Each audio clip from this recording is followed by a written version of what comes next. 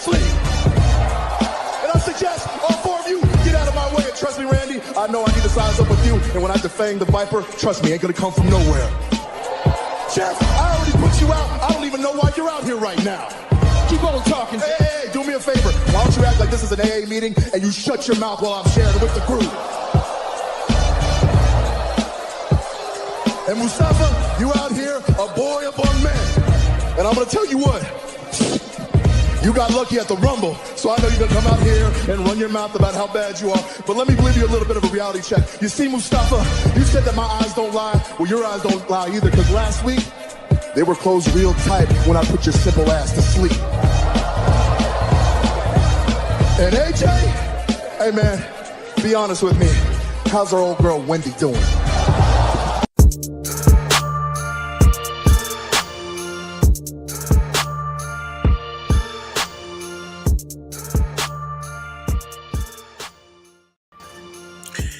Yes. Welcome back to the Clark Street Wrestling Podcast. It's me, Hafeez, and with me as always is Devin. Yeah. What's up out there? We're going to talk about a little... Wait, what? Is that... Do my eyes deceive me? Sure. Are we going to talk about... Let's talk about AEW. Huh? Oh, man. Should have had a clip of Macaulay Culkin.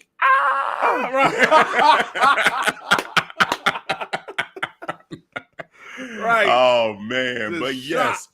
yes, it is happening. We are talking a little AEW Revolution coming to you this Sunday. We're going to do a prediction show here. This will be interesting because I haven't been following AEW as much as I've been following WWE recently. Same here. Just got to be real about that. Yeah. I'm the AEW hater, though, on this side. Oh, no, look, that's not why you're a hater. No, sir. It's things like the graphic that you created with MJF and Roman Reigns being like three times the size of MJF. Yes. I want people to understand that there's levels to this shit. There is clear, drastic levels to this. The focus of the show, you didn't even have to have Roman Reigns in the graphic. You could have just put MJF because it's AEW Revolution Predictions show. Yeah, we'll talk a little bit about Roman Reigns, maybe. Yeah, we are. Time permitting, like the passion that I have for the tribal chief, though. But you know. This is MJF's time to shine. We're gonna focus on MJF. A little bit of time, TikTok. I'm gonna say this. I'm gonna say this to you right now. MJF. One thing I did catch real clear was MJF's promo last week, and I'm gonna say this: that promo that man gave Bryan Danielson last week, compared to, I'm sorry to say, the tribal chief this week. MJF, man, that promo was fire. And Tribal Chief, it wasn't his best. I don't know if you caught it, but it wasn't his best. I did. Of course, I saw the beginning of SmackDown. So he opened up the show. I know he opened the show. He blessed the people with his presence. So he began to, but like you said, this is not about the tribe. But anyway, get them ones up. Well, since we're talking about the Tribal Chief right now, this very moment, get them ones up, people in the chat. Welcome. People, welcome in, settle in, hit that like button while you're coming in, smash it.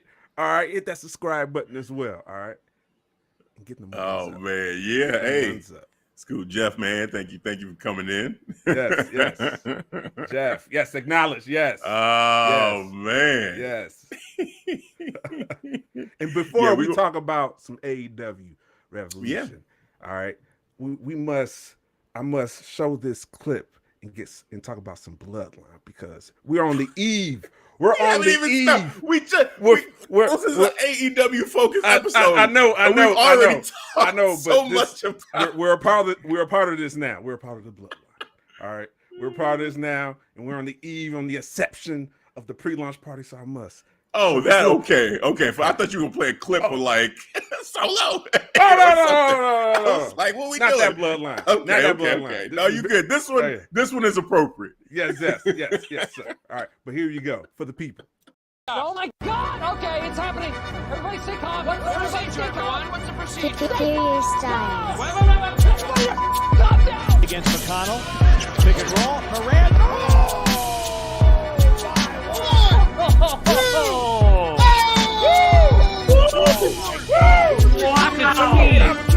see the beads of sweat on my Lesnar's lifted up the ring with Roman Reigns in it with a damn tractor. Look at that! The overhook, unbelievable. Cousins back to throw on 4th and 18. He's given time. He wants Jefferson. Climbs the ladder. Oh my! Wise ago. Right shot. Oh, what a pick. Flip to the bag. Throw the first around the ring. Pick seven. I will not let you destroy my world.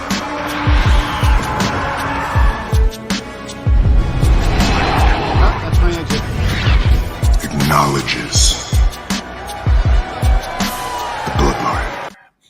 That's right. Tomorrow, Saturday, March 4th. It is going down 7:30 p.m. Central, 5:30 Pacific, 8:30 Eastern, 6:30 Mountain. If you're over there in Colorado, Denver too. So we got you Mountain. We really talk about Mountain Time. We got your Mountain Time. All right. We're not gonna do it. That just sounds so. I don't know why it just sounds funny to me right now. Mountain Time. I've never really. I know, but that's just hearing it out loud. Mountain Time. There is a Mountain Time. They're 1 hour behind us. But is that anything like Demon Time? Is that anything that we're related? Demon Time. Hey man, that's like after hours. That's ain't that time that flag on the play. Some might be watching right now. Demon Time. But March 4th, Bloodline pre-lunch party going down with the Bloodline of podcast, and you saw who's going to be there. Circle of Debate, Wrestling DeLorean, Top Rope Wrestling Talk, the Tim King Show, and the Universal Wrestling Podcast. We all united, and we're going to be coming in, celebrating, all right, for the pre-lunch of the Bloodline. Follow up by Sunday for the AEW Revolution Party of Bloodline Network. So it's going down, all right? You see it right there. Subscribe. See it right there in the live chat too. It's pinned right there. Subscribe, click the link, hit that like button too while you're at it. All right, Bloodline Entertainment. Get the ones up. Beautiful. It's beautiful. And what's even more beautiful too is the fact that the first live watch along is AEW. I know, right? I love it. I know, right? I love it. I absolutely love it. This is gonna be great. It's gonna be great, man. Cannot wait. Must see TV. It will be. Woo. It will be. All right, man. To my pleasure. Hey, man. So yeah, like again on the Bloodline Network, you will see the crew that Devin just mentioned. Everybody's gonna be watching AEW Revolution. We're gonna do our predictions for that show, for that pay-per-view. We don't say premium live event on this side of the track. No. We pay-per-view with it. Right. Pay-per-view. You gotta pay. Wow. You have to pay. Yes. Top dollar. Right. Unless you're using the VPN, then. Hey, discount. Here you go. 50. Oh man, but yes, we're gonna talk about it. So they've got WWE, they've been doing like the 5 matches, like recently with Elimination Chamber. It was 5. Yeah. Very takeover-esque. AEW Revolution, I'm counting 8 matches, and that main event is an Iron Man match. It's about 3 matches. Before we get into the actual predictions of the match, let's get into a prediction of how long we think the show is going to be. Because I think that right there. Let's do that. Yeah. Like, over under. Oh, boy. Over under what? 5 hours? Oh, my. Oh, okay. That's a good over under to start right there. I mean, this is tough. Man. I'm going to take the over. Oh boy. Now, this is not counting the what do they call it? Their pre-show. I forget what it's called. The buy-in. 0 hour or the buy-in? Yeah, I think 0 hour or buy-in or something. Do not count that. No, the actual show itself. Okay. We have an hour locked in already. We know there's the main event is an hour. That's 1. Yes. And you got 7 matches. Yeah. So 7. I'm talking about 4 hours worth of matches than the main event. I don't know if I want to do. I'm gonna take the under. Now that I think about it, because 4 hours of matches, then the hour of you're guaranteed that hour of the main event already. Yeah, So and then surprise, are they gonna try to do anything? Is Tony Khan gonna have a special announcement? Is he gonna throw one in? Adam Cole? Oh well, I mean, Adam Cole, yeah, he's not on the card. No. He might make an announcement. We might get a trailer for the AEW All Access. Oh man. Yeah, I don't know. You know what? I'm gonna take the under. What's up, dog? On 5 hours. I'm taking the under because it just should not be that long. Like, no, they just should. It should not be. I'm probably wrong. I want to be right so bad that it's going to be under. You think it's over? No, under. I said under. Oh, no. But you said you're probably wrong though. Oh, I said I'm probably wrong because look, these matches typically are about 30 minutes apiece. They're usually about a half hour. And let's just I'm just saying, man. You know, you get like halfway through this card, man. You already about 2 hours in, 2.5, right? And you still got that extra hour late, over there, and then whatever shenanigans goes on in between, before and after the matches. Oh man, just the matches alone, if you add up the time, it'll probably be under, yes. But all the other shit that they're gonna do, who knows? So I fingers crossed. Fingers crossed for the under. For the under 5. Let us know in the chat. I probably gotta catch up, but they probably don't let us know. But let us know. Over or under for Revolution. What's the official start time of the show? I was just about to ask you that. Yeah. But I want to say 7. Usually it's the 7 p.m. here Central. If it's 7, it has to be. It has to be under. Okay. It's not going to be till 11, right? It's already till 11. Oh, they 11? Could. No, I think it's definitely. If it starts at 7, it's definitely going to go till 11. At least 4 hours. Oh yes, that's happening. Yeah, that's happening. Look, just the rundown of the matches real quick. Christian Cage, Jungle Boy, Jack Perry. That's going 30 minutes. That's going 30 minutes. All right. Off GP. You're right. That's going 30 minutes. GP is going off 30 minutes. Just go ahead. This thing has been going on for so long. Right. 30 minutes easy. Right? It is decided. Then you got this 6-man tag match. The AEW World Trio Championship. That might go 45. It might. That's minimum 30 though. Man. We got an hour 15 right now, man. We had 2 matches in.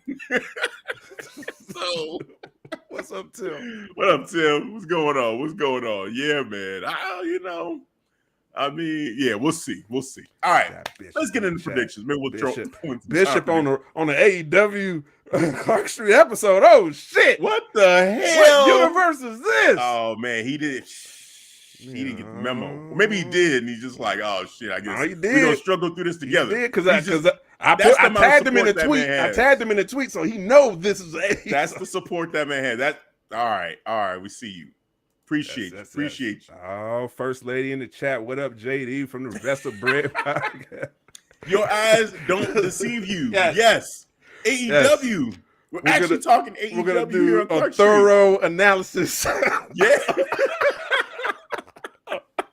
of AEW Revolution. I mean, Devin had to sneak in on the graphic Roman Reigns, just to make sure he had that covered just in case. Come on. Just let everybody know. Come on. Yeah, this is AEW Revolution. Come on. We know at the end of the day, we're going to be ending the show. Who's going to be closing the show? All right, let's get into it, man. Let's have some fun. We're already having some fun. Let's keep having fun talking about the show. Yeah. Okay, first matchup, Christian Cage versus Jungle Boy Jack Perry. Final burial match. All right. Yes. So it's appropriate title. Damn. Because I'm done with this shit. Yeah. That's the first thing. This thing needs to be done. This match needs to be the end of the story. Yes. I don't want Christian Cage and Jack Perry anywhere near each other after this match. Like, just stop it. Like, we're done. We're done after this. So fingers crossed, that's what we get. Like, it would have been fine if that first time they faced off against each other, they would have just had the actual match and ended it right there. But then, you had the squash happen. Christian, basically, that was when Luchasaurus jumped Jungle Boy, then Christian Cage got the pin, and all that. And then, Christian Cage was hurt, and then they had to get stretched out, and now here we are. So there's some unfortunate circumstances that happen, but, now it's just been so damn long. I don't remember when this even started. And it's not like one of those storylines like, you talk about like long-term storytelling in WWE where it's like, storytelling. You get them juicy stories. Like we've been working on this bloodline thing for years now, and we're like, oh yeah, give me more. We don't want it to end.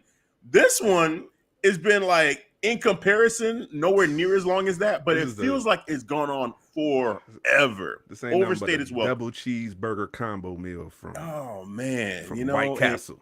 And look, Christian Cage, he's throwing out the insults and everything. The Jungle Boy's family, he's doing that thing. And Jungle Boy, he's digging graves, and like. The chat, hold on. I gotta hit the timeout. Gotta hit the flag on the play, sir. Hold on, Johnny in the building. What up, Johnny? Hey, look at this comment. I see it. He said the best part of AEW, there's no tribal chief. Okay, sir. You know what? I'm gonna handle that later. I'm gonna take care of that, sir. But right now, take care of it now. I gotta go for formalities. Okay, cool. you know how this works. All right, yeah, I'm gonna take care of that. Then I got you, sir. You there, sitting at home. Acknowledge me. Johnny, what up, man? We're gonna acknowledge you. Get them ones up for Johnny Autism Wrestling. Welcome in, Johnny. Welcome in.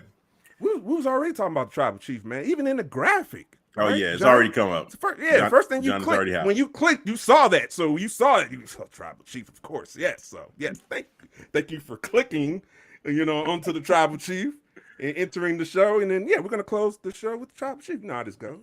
Open up with AEW, get that out the way. Oh man. So in this matchup here, I think the prediction stands. It's going to be Jungle Boy. Everything that's been going on has been going on long enough. Let's just end the story the right way. Don't overthink it, AEW. Jungle Boy goes over. Move on. Have these two just be separate going forward. Have Jungle Boy go after a title. That's what should happen. Jungle Boy, he's trying to make the best of it. He's trying to do his thing, but overall, I don't know if anybody even cares about the story anymore. So it's just, let's just be done with it. Jungle Boy for the win. Done. Yeah, you summed it up well. I'm just Jungle Boy and just finite with this story. I'm done. All right, it's appropriate title for Final Burial. Yes, I did get a little chuckle out of the little video from Jungle Boy, coming out a little serious, but I'm like, man, I'm done with this though. I don't care. Just get through with this. 30 minutes. Open up the show with the match. All right, here we go. Jungle Boy, it is decided. All right, let's head over to this 6-man tag team matchup here for the trios titles. We've got the Elite, Kenny Omega, Matt Jackson, and Nick Jackson versus the House of Black, Malachi Black, Brody King, and Buddy Matthews. Who you got? I'm going to go with House of Black, all right, because I think there's a momentum that they need to keep on, just continue this wave, especially if they're going to beat the Elite, the House of Black. I think they're the most intimidating faction on AEW, if that's saying something. All right. All right. For a faction, because factions just really weak when it comes to AEW. So the story is cool from House of Black side. I don't care what the Elite is doing. I really care. I'm just done with their characters. I want them to actually split. I want Kenny Omega to go back to singles, and dude, you need to get back to that grimy. I need like 2019 Kenny Omega for AEW, or 2020. Just get back to this belt collector. Forget about the Elite. Just split off from there. But that's me being greedy right now. But House of Black, they're winning the trios. It is decided. All right, there we go. Wow. Okay. For me, I would love to see the House of Black win this. The Elite, I mean, they're the elite. You know, they're a great trio overall. They got such great chemistry. It's just, it'd be nice. I think I'm more just as a fan wanting to see the House of Black win this. There's no real story reason for me to believe one way or another someone's going to win or lose. It's more about just, you know, the House of Black is a cool faction. And I feel like they've been teasing that they're going to, you know, have this, you know, have something, have like championships or have some kind of power within AEW. Yeah. It's time to pay that off. They have you a know, mission statement. Yeah, you know, the elite, they've been, you know, Kenny's been world champion, you know, the Young Bucks have been tag champions, and now they're trio champions. They've done everything that they set out to do. And now it's time to give, you know, a group that like the fans really, you know, enjoy seeing like some props here and give them this moment, give them this moniker of being, you know, trios champions and really put them over. So yeah, I'm going House of Black. I'm going House of Black for that reason. You think this would do anything for their reputation for House of Black getting the trios?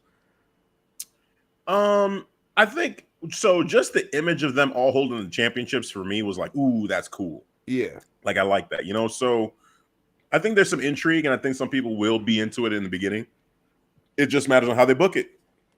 You know, everything with AEW, it's about the booking. It's about how they book it. And that's you know, the weakness of the booking has really defined a lot of what's been going on in AEW recently, you know? So hopefully what happens is that, you know, House of Black wins these trio championships, and then I won't say Aleister Black, Malachi Black, you know, just has these ideas ready to go for them and like who their next, you know, opponents are going to be, and you know, because it's really about whatever the superstars want to do. So I feel like his mind, you know, he's creative. You know, he's probably the closest thing they have to like a Bray Wyatt type as far as just being like a creative mind like that with these ideas that'll, you know, have this kind of spooky, but, you know, really just like intoxicating, like you want to see more, you know, kind of even the production level, man. Yeah. You know? It feels top notch. So I feel he has, he's like totally invested. I wish that was over AEW. I wish it was out, not AEW, WWE. WWE, Aleister Black, you know, just come back. Oh man, it would have been so great on the Pop H. I know it would have been so great on the Pop H. Can you imagine Aleister Black and Bray Wyatt? I mean, that should have been a WrestleMania matchup. You know, like this WrestleMania. Like I don't know what's going on right now, but you know, with Bray, like I'm confused. I'm so Bobby confused showing up on SmackDown is weird. Yeah, it was weird. It was weird, but you know, it is what it is. But yeah, it would have been so cool. It would have been so cool. But yeah, I got House of Black. I got House of Black being the trios champions. Yeah, it seems like the chat going with House of Black too. You know, we got with Dalton Smith, House of Black. They deserve it more. Omega needs go back to singles competitor. Young Bucks needs to go back as tag team. I agree. I agree. Yeah, they need a. I don't know, man. I think they were trying to do too much. Trying to end. Oh, there we go. Hold on. Lost my co-host right there. Little technical difficulties right there. See if I get him back.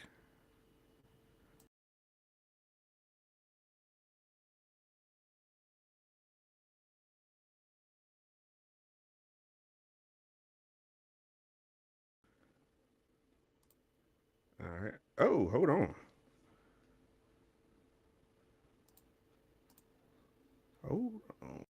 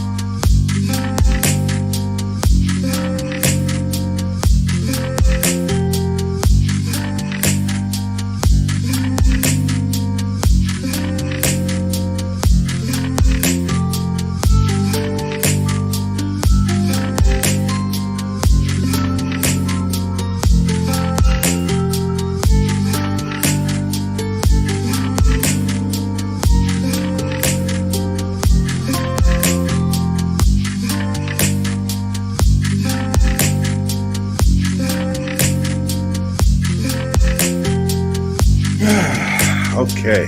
3, 2. Oh, we're welcome back again. Oh man.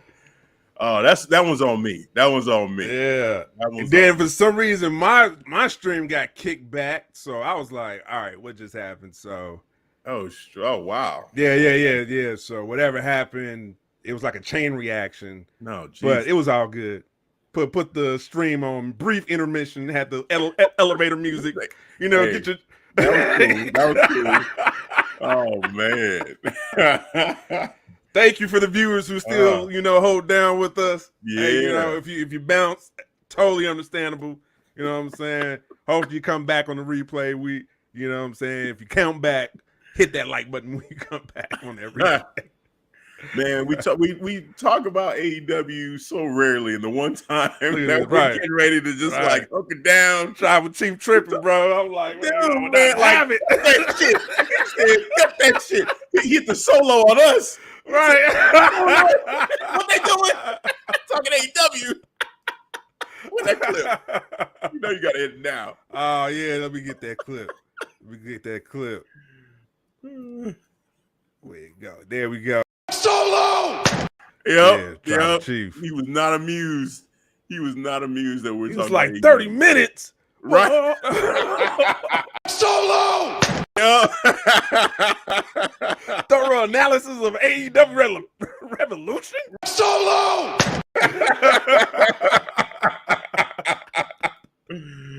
Oh man. Dang, man. Yeah. So anyway, we back. So yes. We were just about to talk about the AEW Women's Championship match, the triple threat match. We had both picked so far. We both picked Jungle Jack, it's okay. Jungle Boy Jack Perry to beat Christian Cage in the final burial match, and we have the House of Black becoming the new trios champions. So that's where we left off. Now, next up, as far as the Revolution prediction show, we have Jamie Hayter, the champ, in a triple threat match for her AEW Women's Championship against Saraya and Ruby Soho. All right, so Ruby, Soho. yeah, nobody cares about the Jungle. You ain't wrong.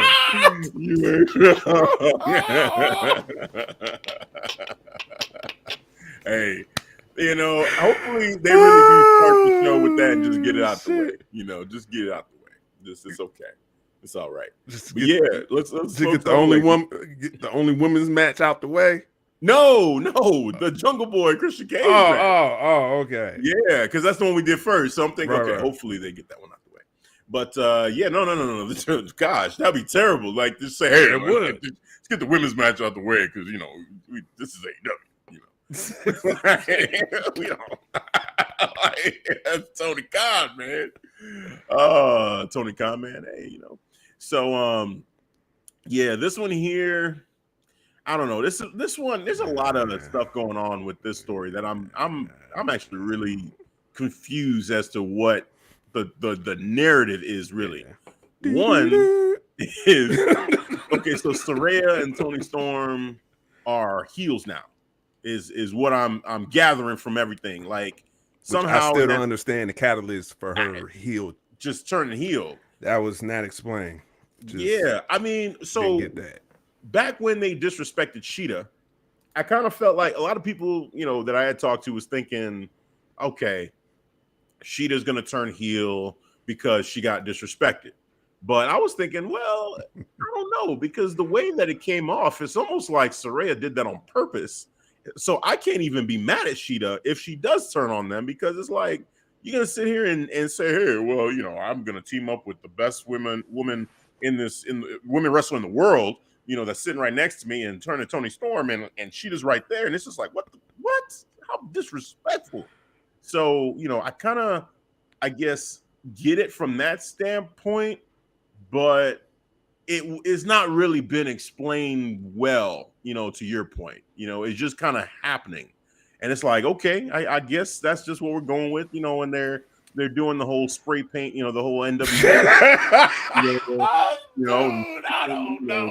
Storm's ass and having her do sweet cheap music to people, and yeah, now I guess cool. I guess, and then you got I don't understand. Like Jamie Hayter feels like she's there, but she's not really being pushed as like the champion.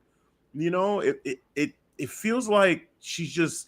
And again, I'm not gonna really even bother myself too much with this anymore because I just feel like this is AEW, unfortunately, right? This is the way they are with the women's division. We know that anytime we think there's going to be a push, we think something big's going to happen, it just doesn't happen.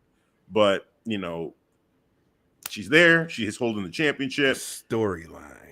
And there's no real, like, Ruby Soho's in the middle of these two, and she's supposed to be like, okay, am I going with the outsiders, quote unquote, or am I going with, the Britt Baker and Jamie Hayter, which why would she be on their side? Like, I don't understand that.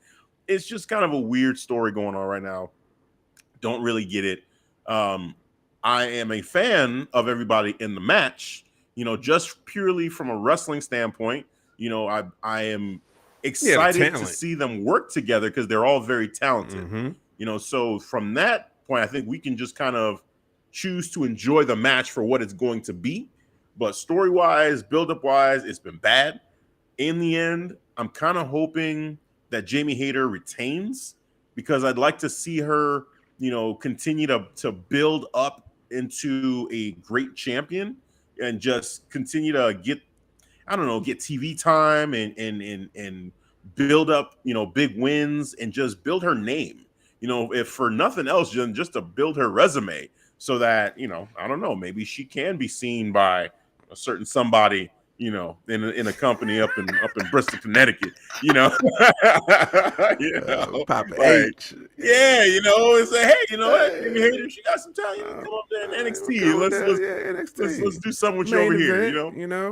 Hey, you get main event or whatever. You get 2 or 3 matches. Sometimes I do on a weekly basis. Sometimes you main event 2-3 weeks in a row. It's I could work with you. What time do you have? What time do you have for me? Look, hey, Mandy Rose is no longer, right? There's an opening. There is an opening. Okay. Yes. Come on, Jamie. Like this, just come on in, right? Oh man. So I got Jamie Hayter. I got Jamie Hayter retaining. I want to see her retain just so that it doesn't end abruptly, for her because it hasn't been quite much to talk about really as far as the title reign. It's been a weak title reign to sum it up. But I agree. I want Jamie Hayter to win. But I disagree with you, Bakley, with this comment. Saraya winning with progressive storyline the best, but then that defeats the purpose for a Jamie Hayter build then. What was the purpose of holding that belt? Right. Like, nah. And then Saraya, she's just part of the AEW women's division now. She's fully assimilated. I don't see her as that big star attraction when she first debuted. That is gone, sir. Yeah. All right. She is just a regular AEW week by week that I see you on AEW Dynamite or Rampage if I happen to catch you there on a good day. Mm-hmm. Yeah. The mystique, is not there right now for Saraya. Really for this matchup, it's just, I want it to be more than what it is, but it's just kind of there. It's just kind of just a check. The women's match, we got 1 on there, cool, box checked, and then moving on. Like that's what it kind of feels like. And I don't know. I know that those women are going to go out there. They're going to give it their all. They're going to go 100%. And I'm excited to see them perform. But it just, as far as we both are in the same mindset that storyline is key. Storyline is always key. And there's nothing here story-wise that really pulls me into this at all. When the whole and thing time was for the women too. What's that? I said in time. They need the time. In time. Yeah, in time. But like, let's say, they always stick with the time, but they're at least telling a compelling story, a great story all the time. Like that, at least you could say, well, they have that, but they don't even get that, like weak. Right now, the Saraya story, this heel turn, is like the story, but I don't know. I'm not feeling that story. That story just kind of came out of left field, and it just feels like a little bit weird. I don't know. So we'll see. Maybe Saraya and Toni Storm build it up a little bit better. Maybe Saraya does win, because I feel like a lot of people do think Saraya is going to win this match, and then like kind of her, she'll have the power, the clout, over the women's division, to kind of really reign over the women's division and try to take it to a new height. Maybe with her being champion, they do give her time to really build that, or whatever story they're trying to tell, even more. That might be the route to the point of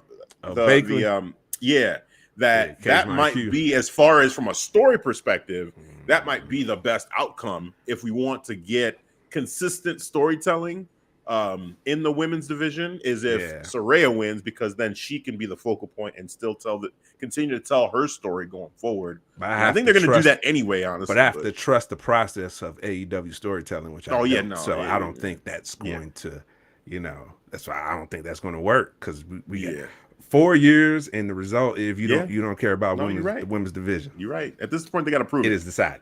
They got to prove it. They got to prove it. Yep. So, shout out to Lucas Thomas. Sup, guys? Don't get mad, Devin. My opinion, Saraya wins by someone turns heel, and it's Renee Young turn heel to help Saraya. WWE. This is what we're doing. AEW. This is what we're doing. AKA female NWO LOL question mark. This is what we're doing? Really? Renee Young now is gonna be a heel. We gotta spice this up somehow. We gotta get some emotion in this. It's like saying, what's really gonna help this this bloodline storyline? Byron Saxton's gonna turn heel and help the tribal chief. I'm just saying.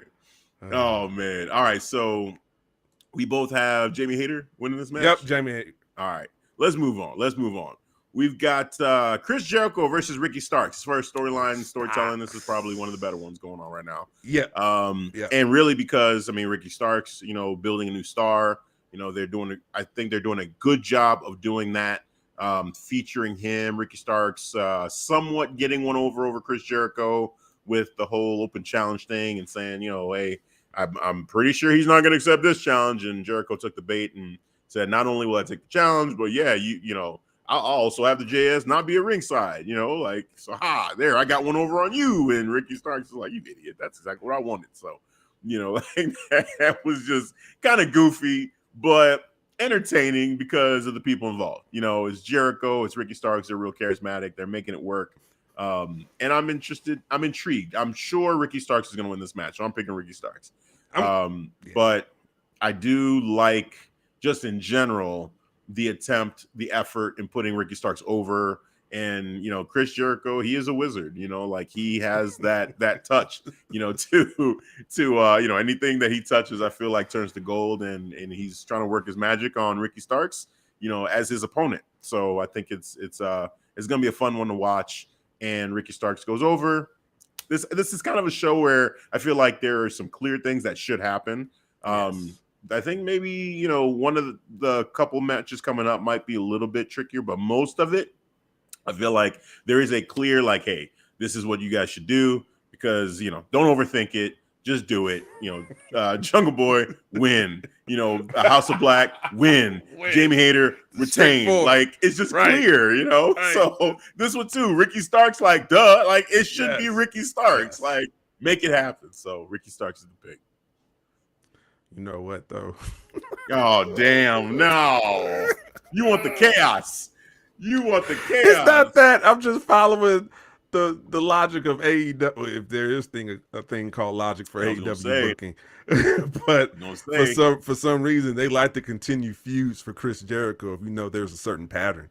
So I'm going with Chris Jericho winning by heel tactic. Oh, no. And I don't know when this feud is maybe to the next pay-per-view. They really don't have a big pay-per-view just to end This is where we reset feuds. This is all out season finale. Closest thing, and not even that.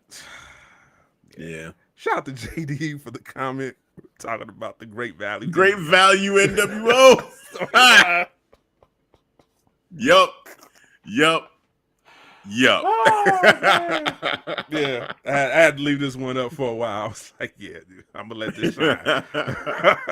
Oh man. But I'm gonna go with Chris Jericho. My heart wants Ricky Starks, but for some reason, man, I'm just following the pattern. I have 4 years of AEW now to go off now. All right, there's a pattern, sir. There's a formula now. All right. I'm following the formula. Like a WWE formula, there's an AEW formula now. All right, so I'm going with Chris Jericho. I know it sucks. The formula, it sucks because the formula following feels eerily like Jungle Boy and Christian Cage. Like, we're just going to make this thing go longer than it should. You know, like, yeah, no, I can't. Ricky Starks, get the win. Let's go. Yeah. Let's go. What up, Jeremy? Welcome to the show. All right, so that's our first split. That's our first split on that one. Let's see if we're split on this one too as well. We've got for the TNT Championship, Samoa Joe versus Wardlow. Who you got? Wardlow, former War Joe. Short-lived War Joe. I know, right? It was an awesome tag team name. I loved it, by the way. This is one of the few not even story. I'm just so keen on Samoa Joe. I'm just so attracted to his character because it's so intimidating. Yeah. You feel like, whatever promotion he's in, he feels like a threat.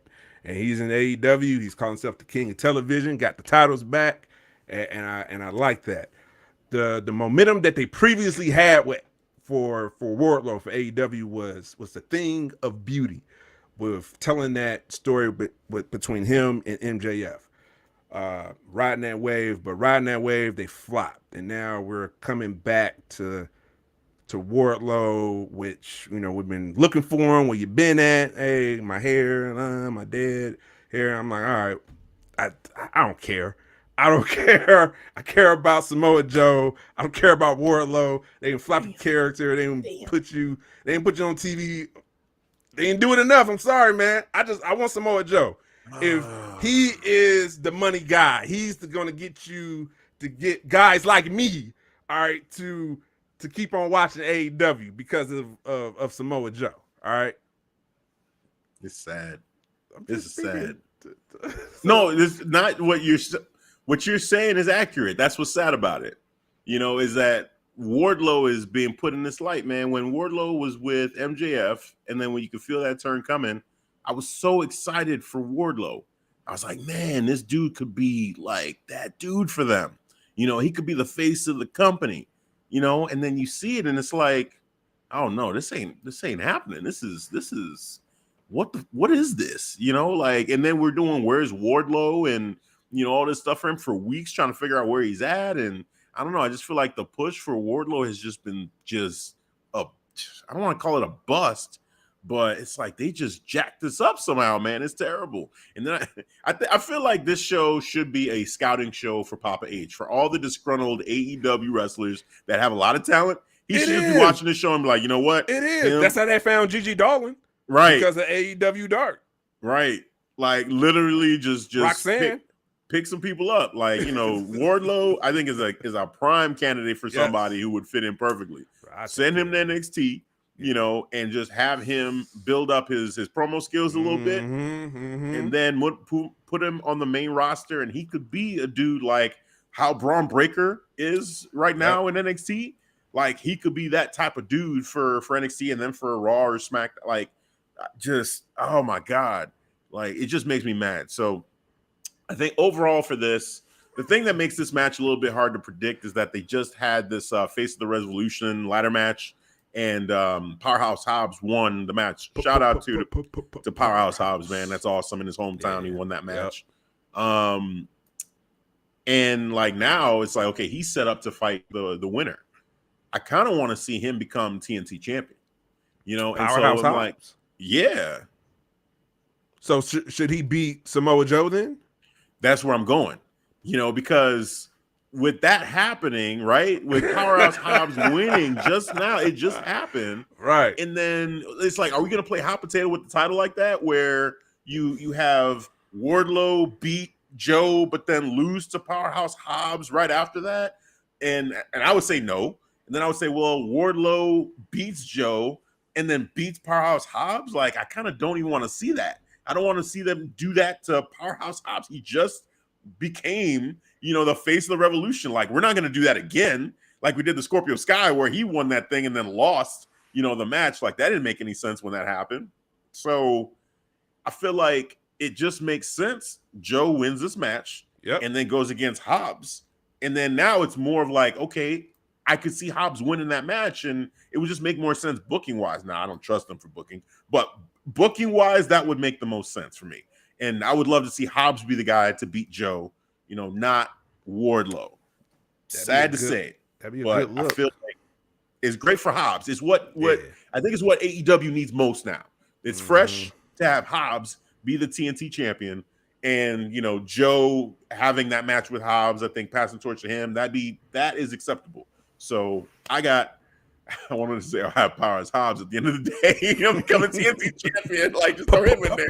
But Powerhouse. I got Samoa Joe. I got Samoa Joe winning it. Okay, yeah, me too, man. Samoa Joe. It is decided. Had to highlight this comment because someone got my name wrong. I have a pet peeve about my name. I'm sorry. If you're a listener, if you're a viewer, I am very particular how my name is spelled. My name is Devin. You don't hear no L in it. It's not Devlin. Not Delvin. Sir Jeremy, welcome to the show. I did acknowledge you before, but sir, Solo! You cannot get my name wrong. Solo! Thank you for clearing my name up in the chat. Thank you. Who got me in the chat right there? Hold on, I did see it. Was it Ivan with my bloodline brother? I think so. I'm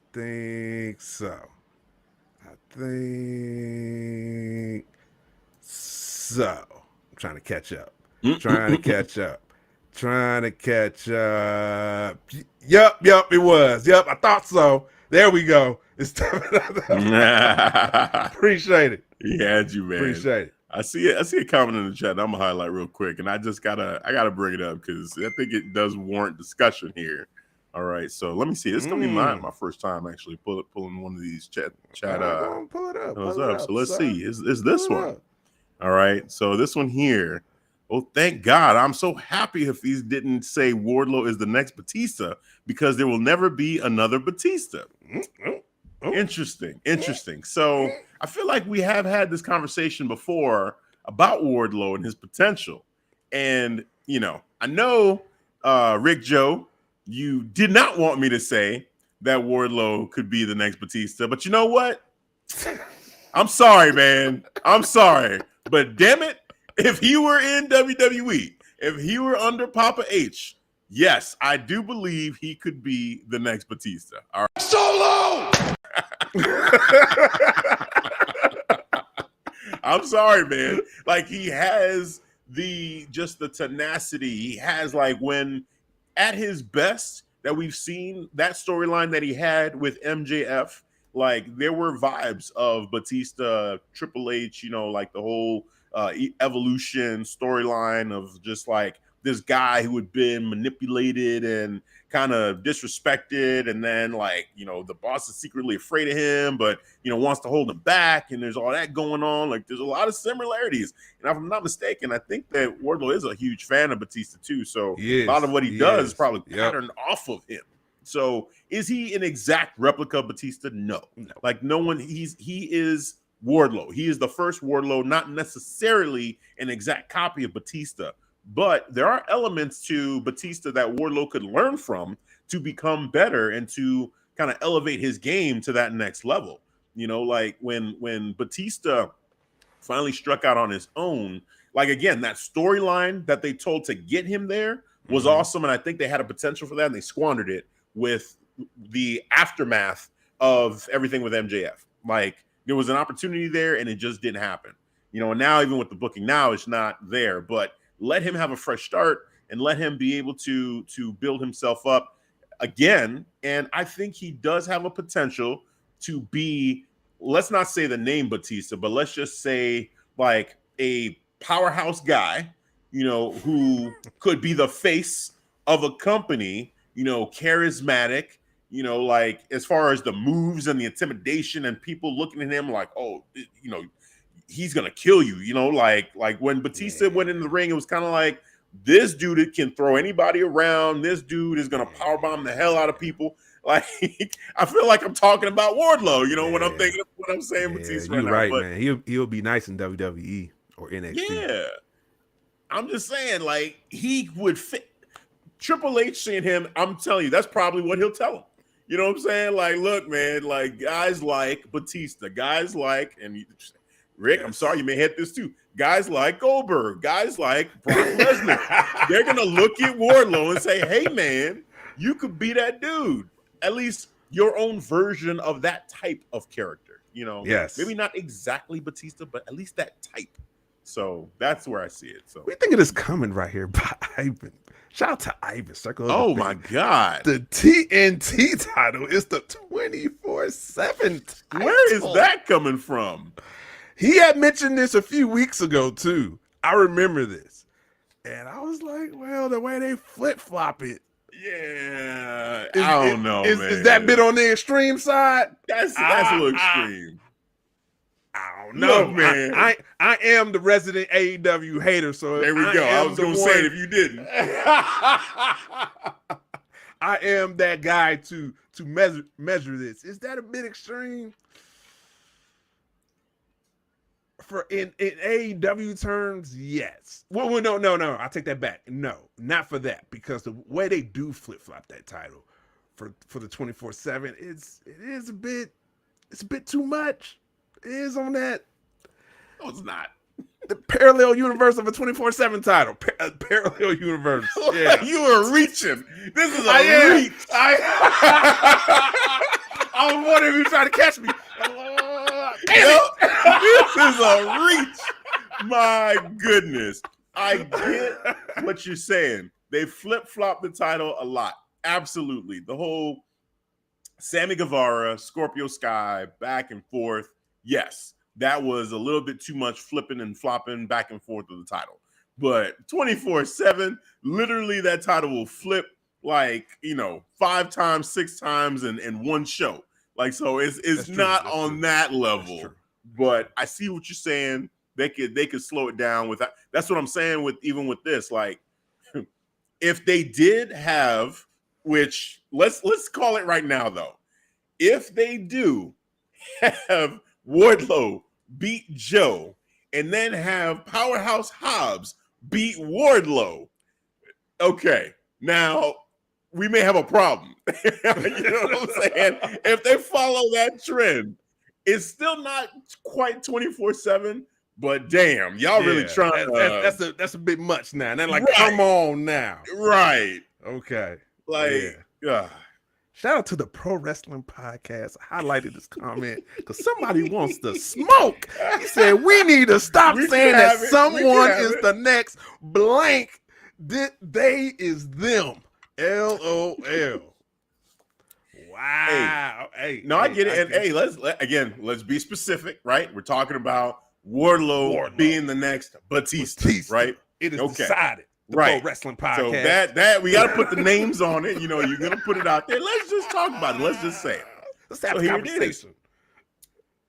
In this what I said was, it's not necessarily, no one is ever going to be an exact copy of Batista. That's not what it is.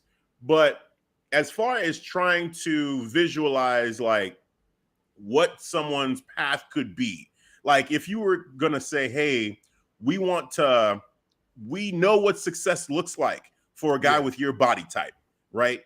And a guy with your verbal skills, right? Like you want to get the best out of them.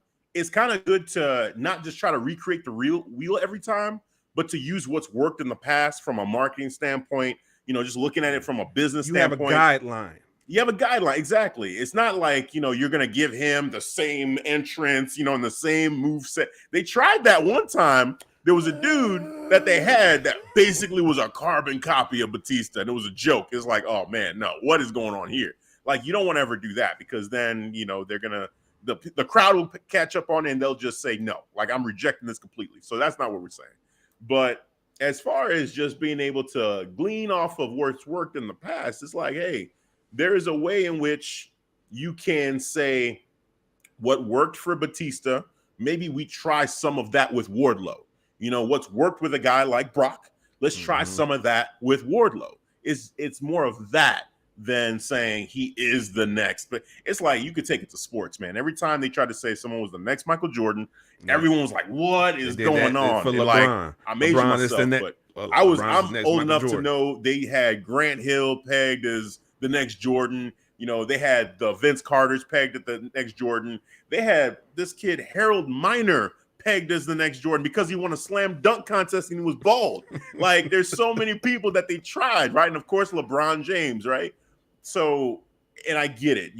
That comparison is almost like a death touch. As soon as you make a comparison like that, it's like, well, how can they ever live up to being exactly like that person, right? So have him be the first Wardlow, yes. But as far as trying to make him successful, you can use that to say, well, like, again, there's certain things that we did with Batista that helped make him a superstar. There's certain things that we did with a lot of guys with that build, that size, and we think promo that can skill. work. Yeah, and then you still want to find out more about Wardlow to make him original, make him his own thing, like a Braun Breaker. You don't want him, because Braun Breaker is another great example.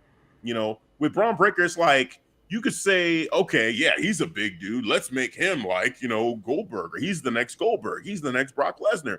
But the good thing about that is, again, like how they booked guys like those bigger guys.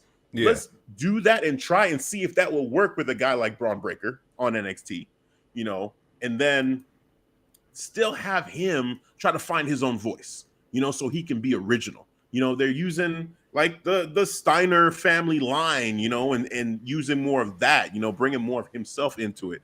And that, like, I can appreciate, and I think fans can appreciate, and just, they're not trying to make him the next Scott Steiner, the next Rick Steiner, the next Brock Lesnar, the next Goldberg. But there are things about those guys that they are using to help develop him. I think that's more of what we're saying. Similar traits. Yes. Just that's a well breakdown of the way you just broke that comment down from the Pro Wrestling Podcast. Shout out to the Pro Wrestling Podcast. Yeah, man. Thank you for the comment. Yes. We welcome strong dialogue, strong discourse. Because it's all a conversation. Yes. It's all a conversation. Yes. All right. Yeah, all right, let's get it back in these predictions. We're just having conversation now at this point, which is a lot of fun too. This AEW, man. That there's a pay-per-view we're breaking down. Oh man, but this is good. This is fun. All right, so we got a Texas death match between Jon Moxley and Hangman Adam Page. All right, there's a couple things with this. All right, first of all, we're doing this Texas death match thing again. Okay, all right. Hopefully this one, works better. So that's one. Two, I think AEW needs a break from blood. I think they need to try to tell stories without blood. Like, it's starting to get to a point where I feel like they're starting to take away the mystique of, oh, this guy is bleeding. And I'm saying this specifically with Jon Moxley. I think Jon Moxley's great. He's awesome. Yep. He's amazing. But I'm getting to the point now where it's just like, I'm so desensitized when I see AEW that it doesn't even mean anything anymore. Like, it's not really adding to matches. It's just kind of like this comical thing. Like, he was doing this promo and the blood was just dripping on the ground. And I'm just like, I don't really feel what I think they want me to feel. I'm supposed to feel like this is intense, but I'm kind of sitting here like, I don't care.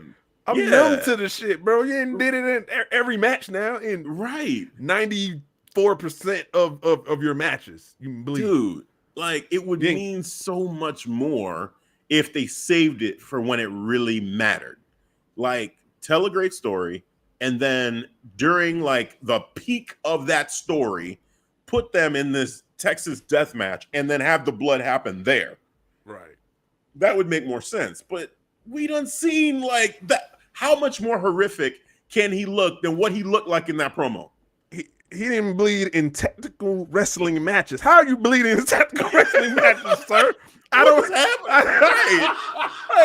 get that, man. Like, what is going on? Getting caught in 4K.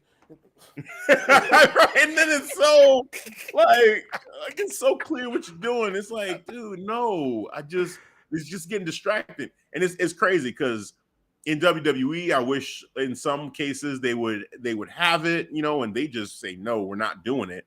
But the stories are great, you know, like, you know, we'll keep bringing up Roman Reigns, Jey Uso. That was a match that if they would have had blood there, I would have been all for it. Oh, you know, yes.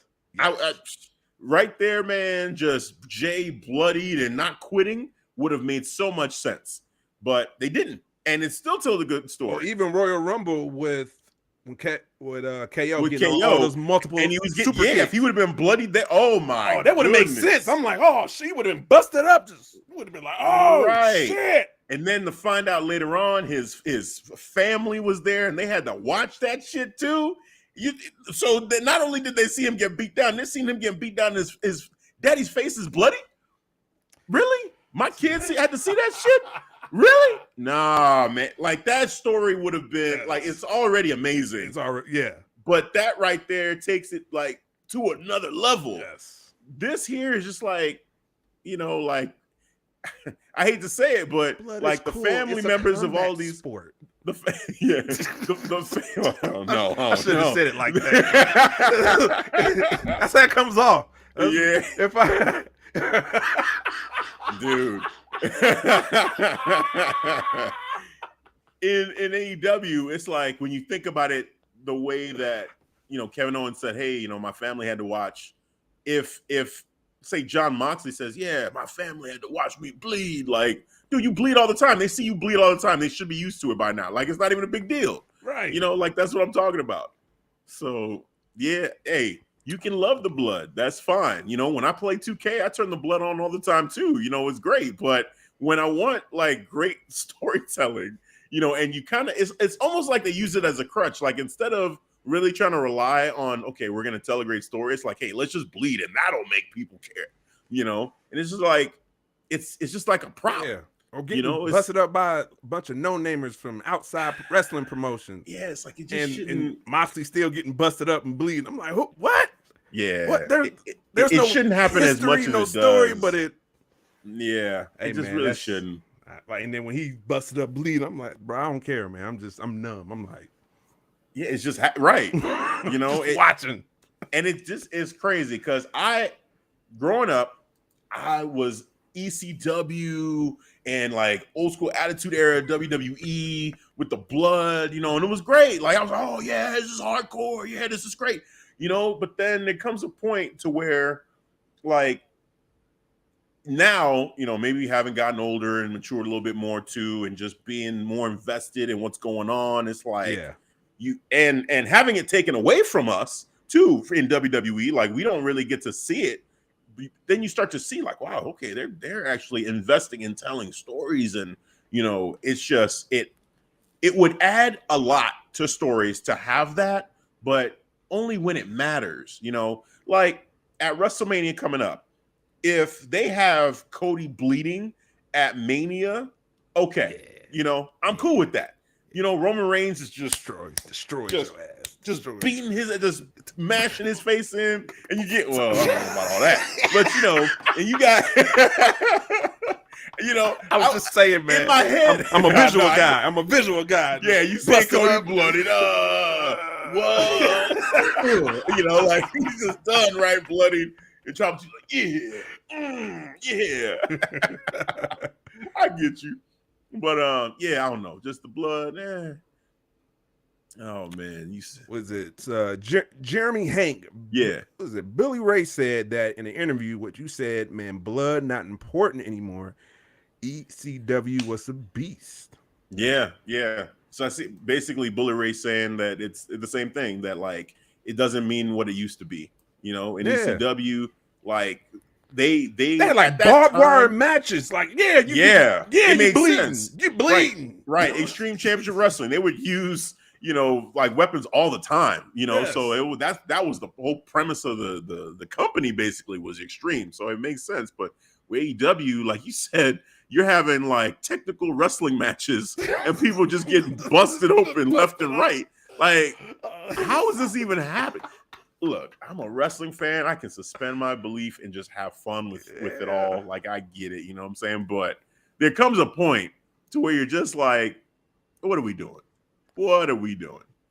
I would feel embarrassed if I was like watching with a novice. Like if I was just, they caught me watching this. I'm like, oh, what you watch? This is AEW. And you see John Moxley with some no-namer, some up-and-comer AEW dark dude, and then some having the technical match, but he just busted up. I could see that person like, what? Like, how did that even happen? Did he get shot? Like, what is going on? Like, what is happening? And the cameraman's like, yeah, I'm gonna get that blood dripping on the ground. Yeah. Look at that. Look at that. Drip. And then I'm gonna get John Moxley cutting up his forehead too. 4K zoom in. Just to really get that shit to trend on Twitter completely. Oh man. It's like when those magicians back in the day, they would show like how they did the trick. It's just like why? I don't even want to see. Like, I would never watch those shows. I don't want to see it. I get it. I know that what you're doing is a show, but I don't want to see that. I don't want to see the trick happening and how you know. So same thing with this. Like, he's getting caught, blading and all that. We don't need to see that. We just anyway. Oh man. No, hey, but you know what's funny though? I see the comment. I remember when people complained that WWE had no blood. I was one of those people. And I'm telling you, like, at this point now, it's like I don't even think about it anymore because it's not necessary. Because storytelling, exactly. It's not about the blood. Again, I think the blood is being used as a crutch. Like, they're just using it as to them, that is storytelling. To AEW, they're like, oh man, see how hardcore this match is. See how tough this guy's fighting. He's fighting through the blood. He can't even see. Oh my God, it's everywhere. Look at this bloody mess. What? And then the next week is some random match where that's happening again, and it's just all jumbled up. Like, no, what? I can't see. Oh, the blood. Right. Like you said, man, some dude from Dark doing that to you. Like, what? Anyway, so this matchup here, we know we're going to get blood. All right, that's happening. That's a given. That's a given. They're both bleeding. Guaranteed. Yeah, it's happening. That would be need for over under on blood. Oh man, how many buckets of blood we're getting in this one? Like, the whole ring is gonna be covered in it. They're gonna have to bring out a cleanup crew to fix it up for the next match before we get to the next one, right? As far as who's winning this matchup, I feel like John Moxley in every match that they've had has been kind of the favorite to win that match. I kind of feel like they both are kind of saying, they did a good job in their promos trying to hype it up. John Moxley saying, hey, man, you're a good man, but you're not the animal that I am. You got Adam Hangman Page being like, hey, man, I lose this match. Maybe I'm not the dude anymore. Maybe I'm not the guy. I've lost everything. I've lost my friends. I've lost my spot. Yeah. Peek behind the curtain kind of thing that he's doing with that. It's tough. I feel like flip of a coin, with who you think is going to win this match. But I'm going to go with John Moxley. I think John Moxley wins. It's just, there's nothing that either one of them is saying to make me think, oh, for sure it's going one way or another. Hangman Page saying the whole thing about him losing the spot. I was like, no, you won't. Like, you won't really. I don't believe that. But I do believe when John Moxley said, you're not the animal that I am. Because that's true. Like, this is a John Moxley match. It's not really an Adam Hangman Page match. But didn't Adam Hangman Page have a Texas death match against what's his face? Lance Archer. Yeah, but I guess what I'm saying is when I think of this, John Moxley is the more hardcore of the two. Between the two, I'm picking John Moxley as to be that guy who is willing to do whatever to win a match. Scratch, claw, bite, doesn't matter. He's going to do that. Hangman, he can get rough, but he's a little cleaner than Jon Moxley. Like John said it best about just the type of person he is. So I'm going with Jon Moxley because I feel like it almost hurts Jon Moxley's credibility a little bit if he were to go out there and lose a type of match like this to Hangman Page. So I'm going with Jon. I'm actually going to the other side of the fence and go with Hangman Adam Page. Yeah. But you know what? Maybe the first couple of weeks, maybe up to a month, I was actually feeling this story. Mm-hmm. But now I don't give a damn. I don't give a fuck, really. I'm sure this match is going to be violent. I'm sure this match is going to be violent. Yes, so sir. it might say me like, ooh, okay, that's crazy. But in the end, I'm not going to care who actually wins and who comes out on top because I'm just not invested in the story anymore. I'm just, I'm done. Maybe that is due to Jon Moxley too on doing more of his matches as well. Because like you said, the blood I'm numb to it. I'm numb to your matches, bro. Yeah. And because you did so much of the bleeding, and if you want to do that, cool, but it has a downside. I'm part of that downside of it. Like I just don't care anymore. I wish it would feel more important. But it is what it is. But like I said, I got Hangman Adam Page. It is decided. Yeah, I was gonna say you hesitated for 1 second. Decided. Cool. All right, we're split on that one too. All right, all right. So moving on to the next one, fatal four-way tag match, I should say, for the AEW World Tag Team Championships. You got the Guns, Austin and Colton versus the Acclaimed, Anthony Bowens and Matt Caster versus Jay Lethal and Jeff Jarrett versus Orange Cassidy and Danhausen. Oh man, who you got on this one? I'm going with the Guns to retain. It just makes sense. They're freshly just new champs. They still have that new champ smell. They still got it on them, so it doesn't make sense to make the play hot potato. If they do, it would be definitely a disservice. I don't care if you want to give it back to the Acclaim. It's no. You're not telling me that you're investing in the tag team division. Then I'm already feel like that way about your division anyway. Ooh. I'm just saying, just keep me the real. Just keep me the real. Just keep me the beam, sir. But in the end, I'm gonna go with the Guns. Retaining. I feel like it at least it would help them going forward. It's either the Guns or the Acclaim. Like I feel like it's really one of those two. No. I mean, that would be funny, but I know. That would be funny. Yeah, it'd be funny, but no. I'm actually kind of disappointed that it's just not a one-on-one match one-on-one tag team match between the Guns and the Acclaim, because clearly that's where the story is. It feels like they're just trying to get more people on TV or on the pay-per-view with putting everybody else on there, so. But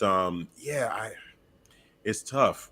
I'm gonna say the Gun Club retain as well, but I have a feeling that part of me almost wants to pick the Acclaim to take the championships back. I think this is one where they could play hot potato, depending on what a couple factors here. But I think the right choice is the Gun Club because you got to build them up. They just won the tag team titles. If you want them to feel like a true, real established tag team, they have to win this match. They lose this, they're like a joke, so just, I feel like it's got to be the Gun Club. And, I'm not going to actually say more about it than that. I just feel like that is the right choice. Make it happen. What up, Brian Cook, Chicago brethren over there? What's going on, man? In the building, in the chat. Welcome. Yeah, we're talking about AEW, man. So, of course, Brian showing up.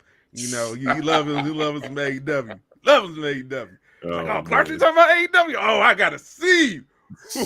I gotta dive in. Yeah, so welcome, man. Welcome. They all new viewers coming in. Welcome, set in, hit that like button, hit that subscribe button, and thank you. Yeah, and now we're at the main event. We've got MJF, the champ, defending that title against Bryan Danielson. Yay, my favorite heel. Yay. This one, I think they've done actually a great job. As far Great. as the last couple weeks. Okay. The last couple weeks. Not the whole thing with Daniel or Bryan having to beat all those people to get to him, because that was redundant. We've seen that before, but the promos back and forth have been really cool. Especially the one for me that really stands out was the one last week, for MJF, where, he's talking about, like, he's lost everything, like this is the only thing he has left. Like, I'm pretty sure it's a work, but he's talking about, like, too, his fiance, she left him, but that was actually confirmed. That was real. See, I don't know though, man, because I'm gonna go ahead and say, like, I follow both of them. That's not even dirt sheet Instagram. Confirmed. Yeah, okay. I follow both of them on Instagram, and she is not acting like somebody who just, like, got out of this long-term relationship and got out of I'm just saying, she was selling some of his portraits. Maybe she's different. Like, she's an artist, and she was like, yeah, get your MJF portraits. I've got 2 left. Blah, blah, blah. And I'm just like, what? That's awkward, because literally, this relationship is over. If I take it for what it is, it would just felt a little bit awkward, and we don't know, and that's kind of awesome that we don't. Like, this is what makes MJF so good, is you just have to question everything about him. Yeah. Like, yeah, it could be real, it could be a work, but that's part of the fun, is like, he just takes his character that seriously. So, I'm all for it regardless. I want to believe it's a work, because I would hate to think that, it's over for them, because, it's like they're people, they're human beings, so I'm hoping everything I'm saying about, like, I think it's a work, is because I'm hopeful that it's still working out. And I don't know, hopeless romantic over here. I want to see it work out for people. So, that being said, though, the promo was great. It was fire, and then him digging into Bryan about taking that shit for granted. Like, you have a loving wife and kids, and you take that for granted, and I hate you for it. I hate you. Yeah. Like, that was great. I mean, you had been critical about MJF kind of doing the same thing over and over again with his promos, and like saying certain comments, just for shock value and all that. But this one here, I felt like, yes, there were elements of shock value, but I also think that there was some real, like from the heart kind of stuff that he was conveying, whether real or not. Mm-hmm. He has that ability within him to change it up and be this guy who, is vulnerable, and as a heel, which, that's something, like we praise Tribal Chief, all the time when he does that. Praise Tribal Chief, like, no, but I'm saying, but not just praise Tribal Chief, but praise Tribal Chief when he's vulnerable as a heel. And that's not a very easy thing to do without appearing weak. You know what I'm saying? Like, as a wrestler, as a dominant character, how do you portray vulnerability but not look weak? And Tribal Chief has done it, and I think MJF has done it too, where even with CM Punk, it was the same thing, where, Punk was his hero, his idol, and he just, he let him know. You could see it. Yeah. But then it's like he used that as fuel to say, this is why I hate you, because of, these things that these people, love about you and all this. And, there's so many ways that he put it. All in all, I give praise to MJF, and I'm gonna say it too, like, from a promo standpoint, the man, he's put in work in this storyline. So I don't know, like, how do you feel about watching? Like, are you not invested by MJF's promos?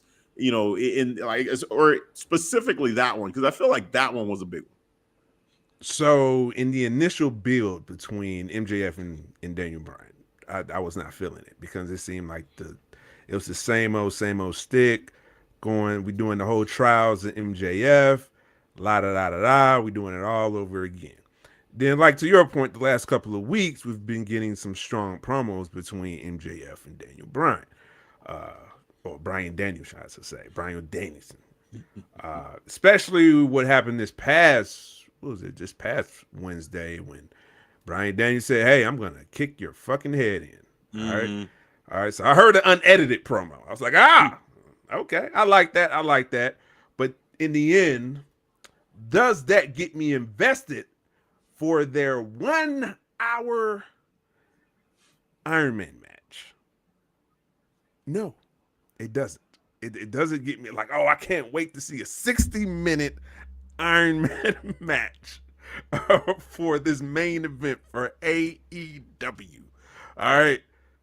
No, it does not.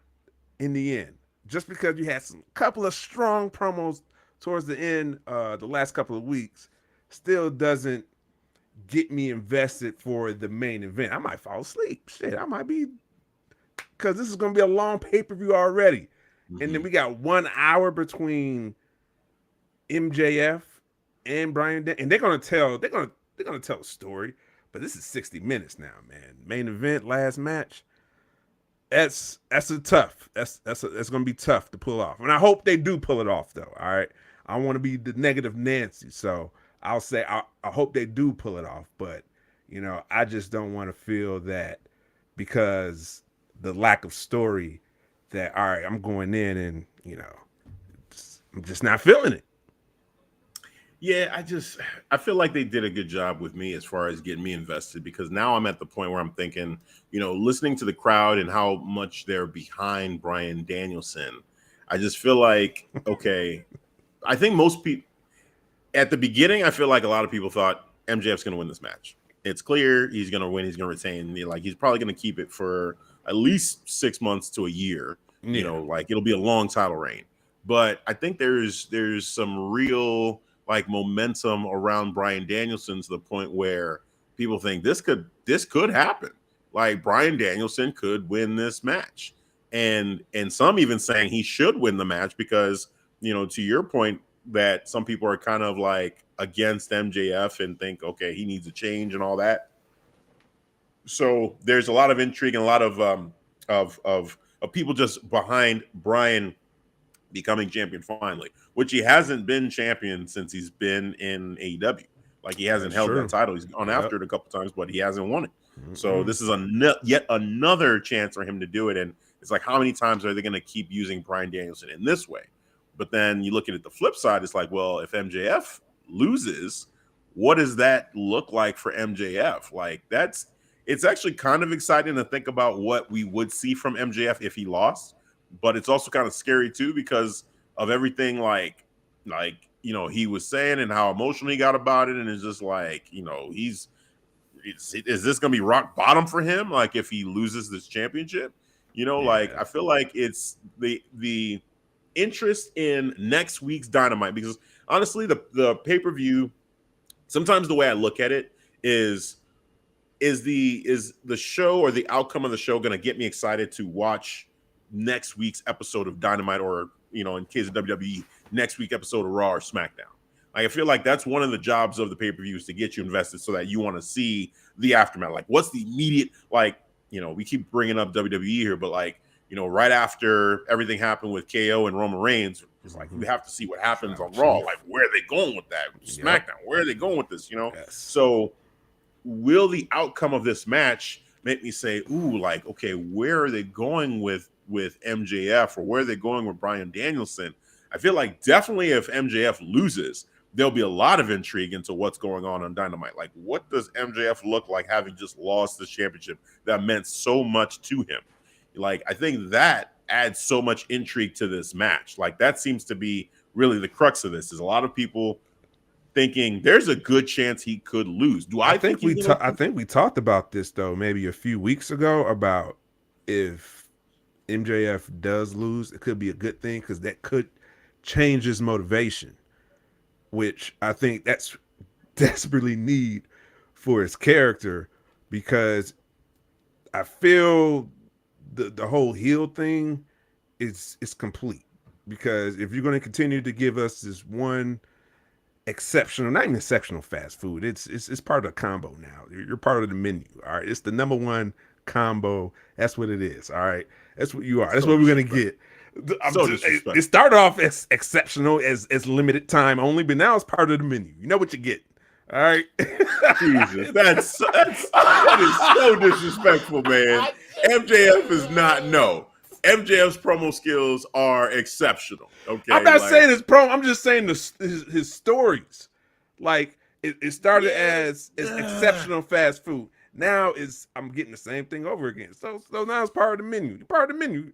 Your number one combo. All right. The trials of MJF, I get you as far as that feeling repetitive. I get it. But when you actually when he gets out there and he starts cutting his promos, that to me is just, he's just so good at having the crowd in the palm of his hands, one way or another. Whatever he wants. If he wants to mess with them and make them feel like he's a babyface for a little bit, he can. If he wants to go in and make them hate him so that they're cheering the hell out of the face that he's going against, he can. He has that ability to get people to feel something. That's the number one thing. He's getting the whole thing with John Cena back in the day was, at least he's getting people to feel, whether they boo me, whether they cheer me, they're reacting. The worst thing to happen is that they're sitting on their hands and they're silent. That never happens with MJF. So that to me, that's a gift that man has, to be able to say, no matter what happens, people are reacting to what I'm saying and what I'm doing. There are many on AEW that people are sitting on their hands and they don't really care. As kind and as faithful as AEW fans can be to just the product that is AEW, there are times where it's just okay, this is really, we're going through the motions, where it's more part of the menu. This is just whatever it is. We're doing the flips, we're doing all this stuff. Okay, fine. We're just here for it.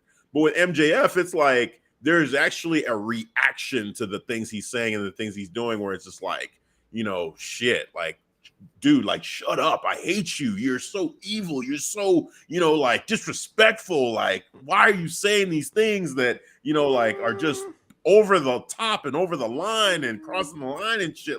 Golly, just shut up. And there's some people that are yeah, I love that. He's pushing the envelope. He's saying things that, it's just it makes me say, whoa, what did this dude just say? Let me post that on Instagram. Let me post that on Twitter. Let me share that. can you believe the shit that he said? MJF just said, what? We had a title. I put it up there because that wasn't you. That was me. I think we all know that was the reason why we had what the hell did he just say for one of the titles of our topics? Because MJF just has that reaction. So I feel like what we're highlighting here, is, and it's no secret, is that for me, MJF has that ability to make me get invested in matches still. Whereas for you, you're okay, you're tired of it, you're bored of it, whatever, and that's fine. But I know that if MJF were to be in WWE doing the same thing, you would not be saying what you're saying. Well, you know what? I want to see what he got because in AEW, this is the same thing. So I want to see you be in a different type of story, actually be challenged. And I think Papa H can actually maybe get that potential that we see in you, and he can actually get that out of you in WWE, but not in the AEW platform, not for MJF. I just think that AEW is just something different. It's not a platform where they have the same type of writing structure or story structures at all, and with the best that you can hope for in AEW is someone like MJF, where their promo skills are telling a story, like Jericho, same thing, that his promo skills are telling a story. That's best case scenario. It's not going to be a thing where they just masterfully craft a story that, is just hitting all angles of the company and everyone's affected by it. And, it's this long-term booking that's so intricate and planned out and everything for each pay-per-view. It's not going to happen. With AEW, it's literally when you say fast food, that's fine. That's cool. That makes sense for them because it's just literally okay, you're going to get doses of, great moments here and there. It's fun, it's quick, but then the next week is going to be something completely different. I see you putting your nose in the air. That's fine. But, the wrestling that they have, but is that long-term success because you're not structuring your wrestling for TV? It's just, it's just a live conversation. That's a separate conversation. I think you're not, not to say you're wrong on that, but I guess what I'm just saying is that when it comes to MJF and making people care, that's something that, he does. The John Cena school of knowing that you have value and you are doing your job, is having people have a reaction to what you're saying and to what you're doing. You know, if they're reacting, you're winning. And with MJF, absolutely people are reacting to what he's doing. Not everybody has that within AEW or even in WWE. Not everybody's able to do that. That's true. But I do like the way the tribal chief exudes his emotions compared to MJF. MJF got a lot to learn because he does a lot of screaming in his promo. Because I'm MJF, because I'm better than you, and I know it, man. Or you know it, man. Yeah, he's but always screaming. One, we have a clip on this show where Tribal Chief is literally screaming, saying "Solo!" Like, so yeah, he screams too. But it's not all the time though. But when he does, it feels like whoa. But so it's almost parallel to what for like when John Moxley, when he bleeds all the time, and it just doesn't make sense. Not make sense, but it's just not impactful anymore. So it's just like with MJF. Every time he screams in his promos, it doesn't feel important when he starts to raise his voice. Oh, now I need to start paying attention. Now he's getting feel serious. No, it's just the same. It's just the same old. Yeah, me personally, I don't buy that for him specifically, because that's been in his character. And again, it works because you look at you can say what you want to say about him for what he means to you, but this is where that sounds a little bit Vince McMahon, where you have an idea of what it should be for you, and you're not listening to the audience and just saying, hey, let me step out the way because he's got something and he's got a connection with his audience right now. Because Vince, that's the same kind of stuff where like Vince would say like, hey, don't scream as much, and like there's a certain way to do it, and that's I hear you, but also too, there's a way in which you just have to listen to the audience and see like this is evoking a reaction out of this crowd. They are eating this shit up, and it's like, why step in the way of that, or even just try to downplay what it is he's doing to the audience? It's not about just you, Devin. It's about the way that he is getting a reaction out of the crowd. And I understand that. I'm not speaking for the masses of people. I'm speaking for me. But then you started to get into, from a business perspective, and I don't want to, that's a different conversation. But the business, like, it's like I didn't say business. I just said from a TV, the way you format a TV show. The way you're trying to structure a weekly episodic TV show, you're telling a story, and I've seen other wrestling promotions who does that. I've seen, besides WWE, you had Impact who structure their show for weekly episodic TV. MLW now, who's on Reels or Vice, structure their TV show for storylines. Or what's that other show that used to be? Penta was on there. EO Sky was on there too as well. I can't even think of the show, but even with all these shows that you're giving me, which ones of them are on TBS or TNT or USA or Fox? That's a good point. You know what I'm saying? Like that's cool that they have that structure, but no, like TNT isn't rushing to go sign a deal, with Impact right now or MLW, all these companies. And, it's no shade to them, but they don't have what even AEW has as far as being able to get those deals done. And they don't have, to their credit, has continually, upheld, what is this now, year 4 of the company, like 4 years on television, like they're doing something right, and guys like MJF, 18% declining for their Rampage. Are they canceling the show? Are they getting canceled? I don't know. We know right now they're not canceled. Who's watching though? Until they announce season finale or series finale for Dynamite or Rampage. Like the show is Did going they add on. another show? Did TBS want Ring of Honor, or are they on a special app? Or on the Ring of Honor? They're still on the app. Ring of Honor is on the app. They are just on the app. If they was thriving, I think TNT or TBS like, yeah, man, let's get that Ring of Honor. Put it on there. Let's get more content. Hey, maybe if they put MJF on there, it would happen. You know what I'm saying? But let's look at that roster. Like, I'm sorry. And this goes to, again, on the WWE side, Cesaro, he's not that dude when it comes to, like the promo skills and all that. So that's not enough, that's we're getting into whole other discussions, man. But overall, I just feel like MJF, he is a connection with the crowd that you cannot deny.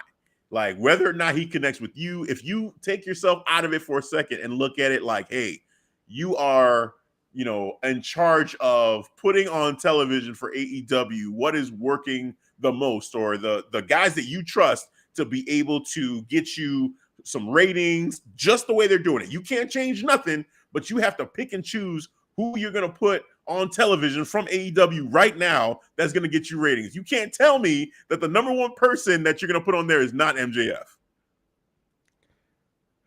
See, but he's not. Oh, dude, no. But hold on, but you know what? If I hate to bring in, if we're going to talk about analytics and talking about ratings, he's really not drawing. I could put the numbers over MJF. If you had to say, hey, Devin, you're in charge of AEW. CM Punk. I don't want to do it, but it will be CM Punk. He's the only guy that showed me he can actually. He's not there right now. That's what I'm saying. Well, yeah. So of who's there right now, who do you put over MJF to try to get people to watch? Chris Jericho. Over MJF. I'm just going by the analytics.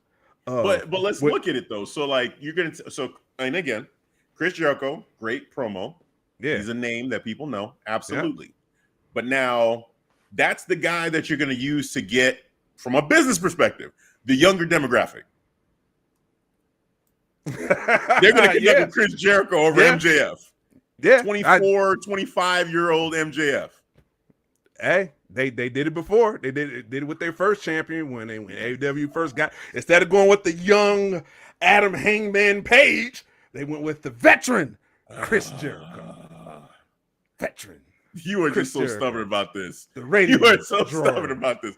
MJF is the dude to put on television if you're trying to get people to at least have something to talk about. Like sharing the clips of what he says, like just being that magnet for clicks and likes and views and all that. It's him. He's the one creating that. I could show that. A couple thousand, but it ain't like millions. It ain't like hundreds of thousands. It ain't like. So his pipe bomb promo didn't get people talking all over the world. Oh, I think it barely got over 1 million. I think it right now. A million where? 1 million views. For what? For what? For YouTube, that pipe Instagram, yeah, TikTok. Yeah. We combining all of them, or you just taking one? I'm just using YouTube since it's the major platform. The big man. I think you know what? We'll do over under. We'll do over under. Bruce might have a tag team partner. Man, Travis Cheese does that on a daily basis. Travis Cheese does like 1-2 million in a day or a sleep. Because the angle of the debate for me is that the idea that MJF is not a draw. Like, that is interesting. That is an interesting take that you have there, sir. Roman Reigns is Roman Reigns, man. He's great. He's and I'm not going to say, throw no shade on him being a draw, because absolutely he's a draw, right? Yeah. But I can't deny what I hear from the crowd, what I'm seeing from the crowd. And even when I'm like, the reaction that he gets from me, it's like, Jesus, like I just have to replay like his clips and like re-listen to what he's saying, and just like, damn, man, like he has that ability. He draws wrestling fans. He draws wrestling fans, but the tribal chief, he draws beyond wrestling fans. Yeah, but that goes to WWE being like more of a global kind of thing, where, and we've talked about this, AEW is never going to be WWE. They're not. Does it? Because I would say, even though CM Punk is not there, And I don't, I said my comments about CM Punk, but just from a business perspective, he was to come back. Yeah. I do think he does. He is a draw. The ratings show it, and he does. But that's because he was a WWE guy. Well, yes. People know him worldwide because of his time in WWE. And same with Chris Jericho. Yeah. But that's it's if you took you wanted to start from scratch with somebody from AEW and say, hey man, we're taking the Darbys, we're taking MJF, we're taking Jungle Boy, we're taking Sammy Guevara, we're taking all those dudes. Look, there ain't nobody but MJF that you're trying to start this thing with. I'm not taking Adam Hangman Page. Honestly, the closest thing for me would have been in the beginning. Well, I mean, besides Cody, let's take him out of it too for a second. Kenny Omega. That would have been the closest person for me, as a challenge. But now I look at it, I'm like, I feel like MJF from the way that they've used him in AEW versus the way that they've used Kenny Omega in AEW. I'm throwing MJF front and center, and Kenny Omega can be my guy for hey, he's this workhorse, great matches, cool. But I disagree. Because in his first inception, when he was the AEW World Champion, dude, you had fifth, by the way. I understand that. I know. But I'm just saying, you gotta let me finish, brother. I said in his first few months of his inception, when I was like, oh, this is a cocky champion. He just wasn't on AEW. He was presented on multiple TV stations for Impact or AAA for being. So what you saying? I'm just saying. All right, well, what you saying? I'm trying to understand.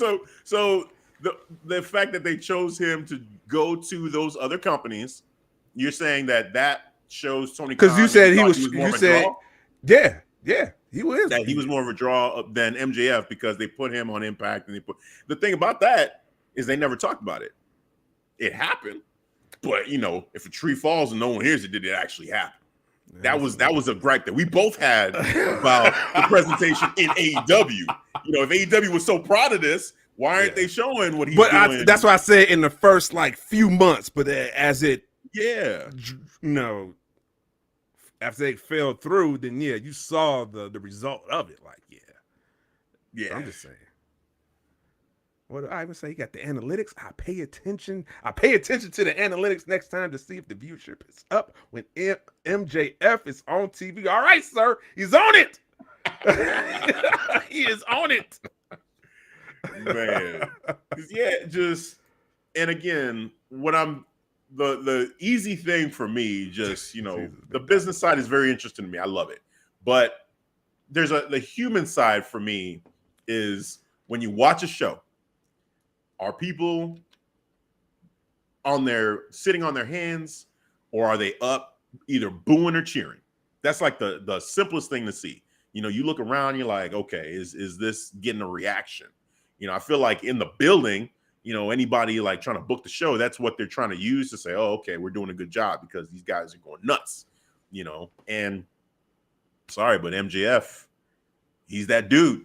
He gets a reaction. Sure he is. Sure. See, with the analytics. This is why I say it sounds like Vince McMahon. That's the same thing Vince did to Miro. That's the same thing he did to Rusev. They're making fun of him. It's not really anything. I'm gonna ignore the what they're saying. Those merch sales don't mean shit. The crowd's noises. Oh, they're chanting, "Oh, Rusev Day, Rusev." They're making fun of you, dude. Man, it's not a big deal. Oh. What you mean? What you mean? It is a big deal. The crowd is reacting, but because Vince didn't create that, now all of a sudden it don't matter. If it showed that it probably was in the analytics for viewership. Oh, stop it! Don't do that! Don't do that! You trying to side with Vince on that? No. I'm just saying it probably was in the. No, you talking about merchandise sales or analytics for viewership? I'm talking Vince telling that man that they were making fun of him when they were chanting his name. Right, that was bullshit. And then the whole thing that Miro said too was he told them that the T-shirt sales were because his T-shirts were the only ones that were left. What? No. So he's ignoring what the crowd is clearly saying and showing. They're showing with their hard-earned money, and they're saying it with their voices. Well, like, he's not. Well, he was over. He's ignoring the analytics, because even Rusev said, hey, I'm the top merchandise seller, and and it showed right there. So I agreed in the podcast he did with Chris Jericho that he had analytics to show that how come I'm not getting pushed the way I need to getting pushed. I'm the number one merchandise seller. So that's on Vince to ignore that. If he's going off, we're having right now, it's interesting. It's interesting. This is like another time, one. Man, 2 hours on AEW. Yeah, no, this is great. This is great. This is awesome. Man. The debate that we're having is great because we are on opposite sides of it when it comes to AEW. There's some things where I side with you with AEW, but there's some things where we're definitely opposed, and this is one of them. Like Ivan, why you can't compare? I thought he was a decent champ during the pandemic era. Yeah, Ivan? Let me know. Kenny and Kenny is. I have so much respect for Kenny Omega. I think he's great, and I think his run in Japan, was amazing. Like we haven't been able to see that Kenny, even as champion. Yeah. We never got to see that Kenny. So it's if you gave me a chance to have that Kenny and say I'm gonna have that dude be the face of my company, oh yeah, I'd take him. I would take Kenny because Kenny's everything. Promo, he promos in Japanese and English. He gives you both ways, and he's ruthless. He don't give a fuck. Like that Kenny is great, and then in ring he's way better than MJF. Ospreay, so yeah. From what I saw in New Japan when he went against Will Ospreay in that promo, yeah, I was impressed. I'm like, he sounds like he's that guy, and why not give him the belt again? But just give him a proper run though this time. Yeah, they was on to something with that belt collector, but they just fucking flopped it. And then they didn't. They it's like they weren't proud of it because why wouldn't you talk about it? I don't understand. Maybe there was a thing legally there with the different companies, and they couldn't show or didn't want to show. I don't know. It just seemed all weird. Anyway, this to be continued on the MJF debate. To be continued. That's a good one. Yes. That's a good one. Yes. I think shout out to the chat. Y'all been very active, man. Very active. So appreciate the engagement, man. Still got a lot of viewers tuning in. I think we're gonna have to invite Bruce on for an MJF debate. Just solely MJF. Keep Roman Reigns out of it. We could just have a discussion about MJF. Just straight up. Like, is he that dude? Like, just call it that. Is he that dude? Ooh, I like that. I like that topic. I'll take on that topic. I'll take on that challenge. Oh man! All right, so prediction. This match, I got MJF retaining, man. I feel like MJF's gonna retain. I don't think they're gonna have him lose the belt and figure that out. That would be to me the more interesting story if MJF lost. Mm-hmm. Like, I would be okay either way. If he wins, cool. Then he continues to be champion, be the cocky heel champion, cool.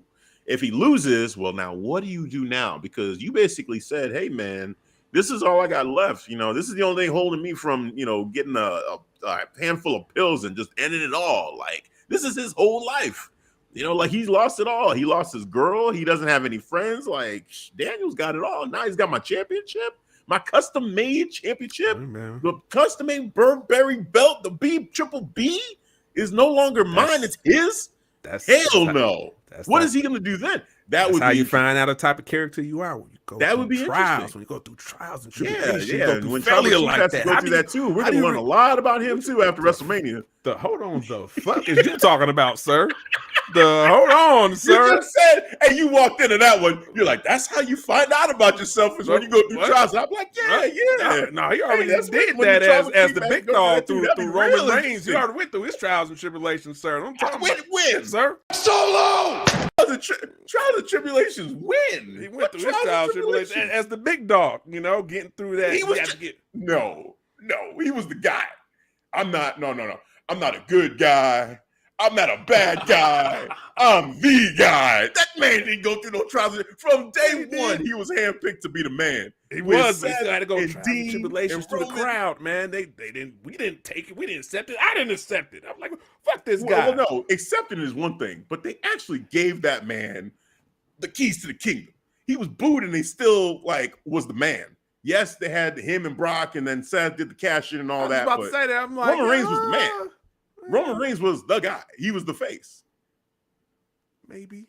Like trials and tribulations. We're talking about losing the championship and like having to claw your way back from the bottom. When the hell has Roman Reigns had to do that? Like he's always been the guy. That's not Roman's story. Roman's story is, hey man, he has the whole family on his back. Well, it's all about him. From the human side, like you like to say, from the human side, he did go through trials and tribulations. He had to fight through. Through leukemia? I'm just saying. You be bringing in the human side. Yeah, so let me bring in the human side. You're bringing in cancer. Like, that's different. That's not what I'm talking. Come on, man. Jesus. Like, who's gonna debate cancer? That's not what I'm talking about. Jesus. I'm talking about when I say human side.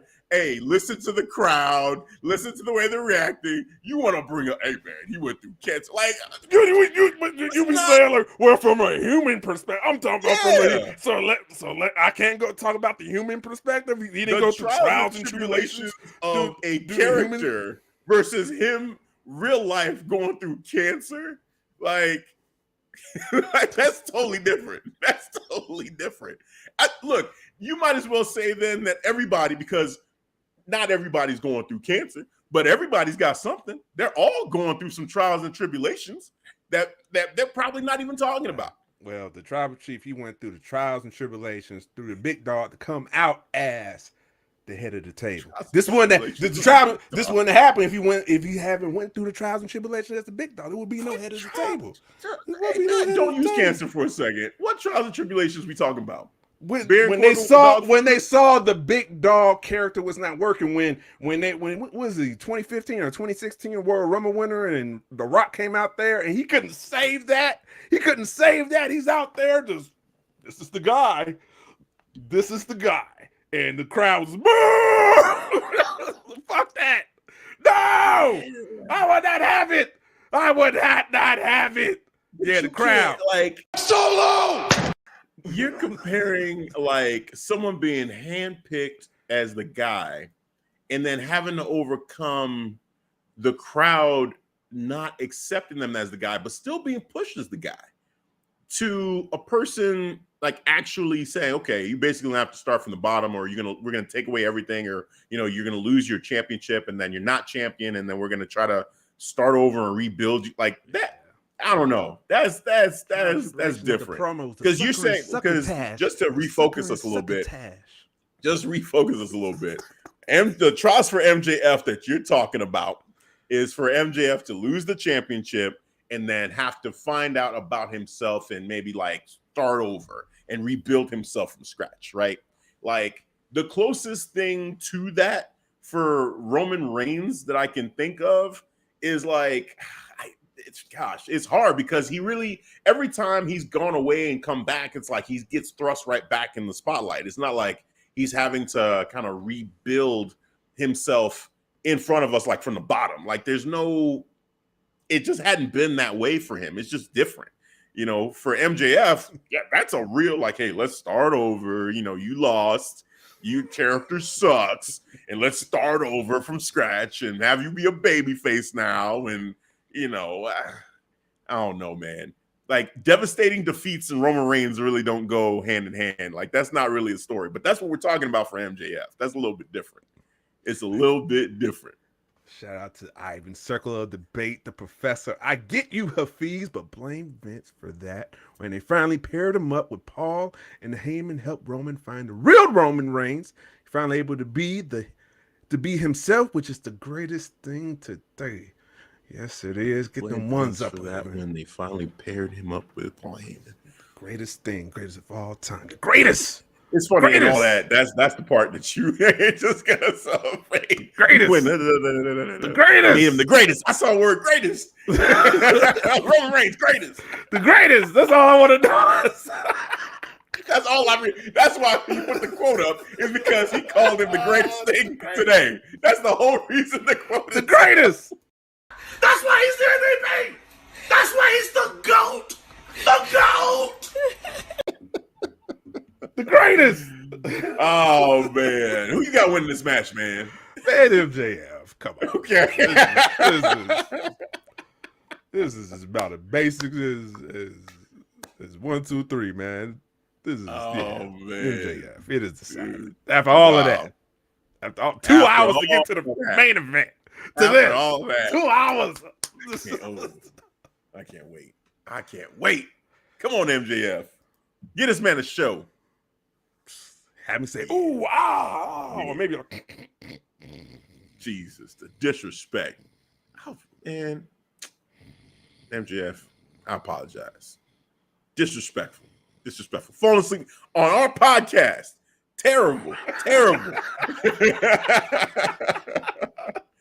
All right, man. So let's move on. We made our picks for AEW Revolution. Check out the watch along that's coming on Sunday. During that. That'll be a lot of fun. See Devin's reaction. This is gonna be. Will I be sleep? You're gonna get trolled, man. Man, dude. You better not. How am I get trolled? For four hours. If you asleep, you getting trolled. Like, man, that's wake your ass up, man. What the hell? Ain't tuning in to see you sleep. With that weak ass card, man, got me sleeping.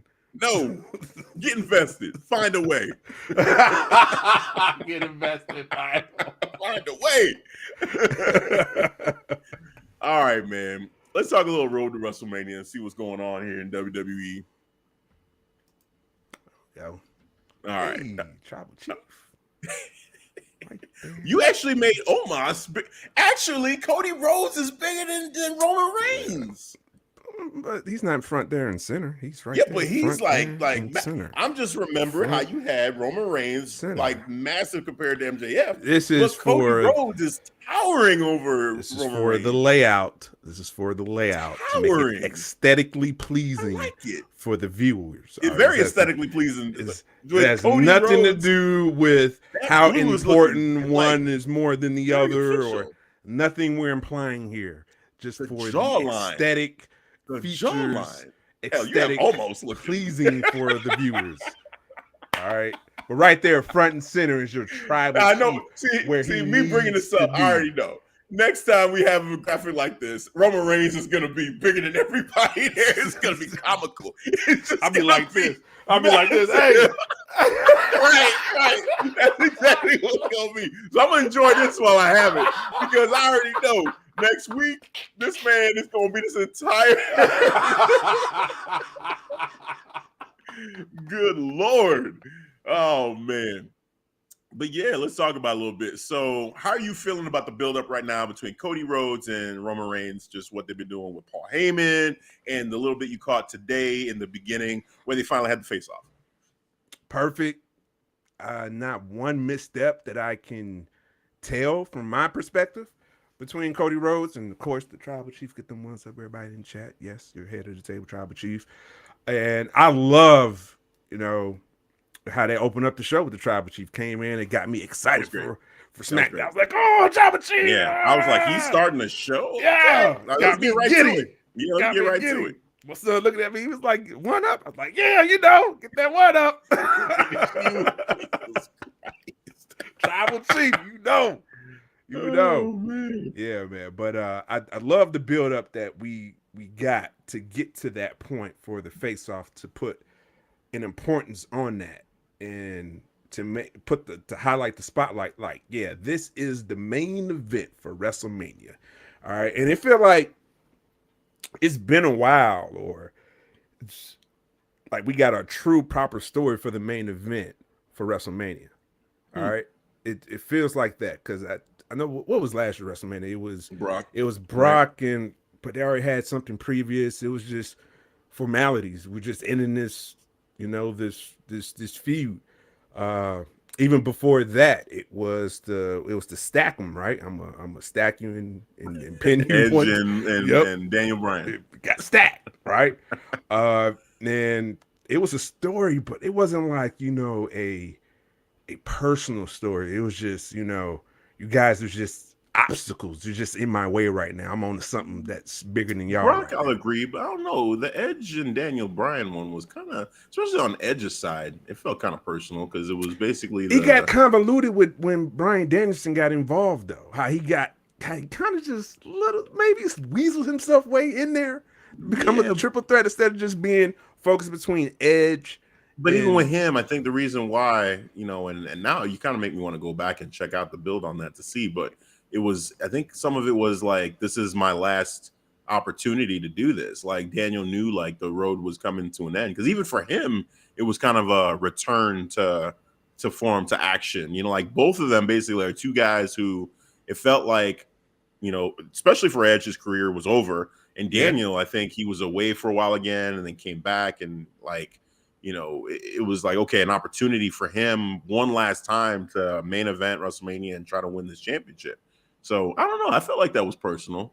But I get it as far as one-on-one and that feeling of personal, because with Brock, it didn't really feel, it felt, the buildup was cool. Yeah, like, it was cool buildup, but the match didn't live up to the hype. So, Brock's personality, it wasn't emotional at all. He's Brock, he was having a good Brock time. Things. Exactly. So see that I agree SummerSlam. with you. Yeah. I agree with you with the Brock one for sure. That we definitely, this is a different vibe, overall with how personal this feels. Yeah, especially when I like how when the tribal chief talked about Dusty Rhodes, talking about Cody's dead, and it's like, don't worry. He saw Cody. He had a little puzzled look, like, where you going? Hold on, hit the pause button, and I'm gonna throw a flag on the place, sir. Like, no, I ain't gonna talk disrespectful about your dad. Like, how can I? And then he's like, you know what your dad said about you? Nothing.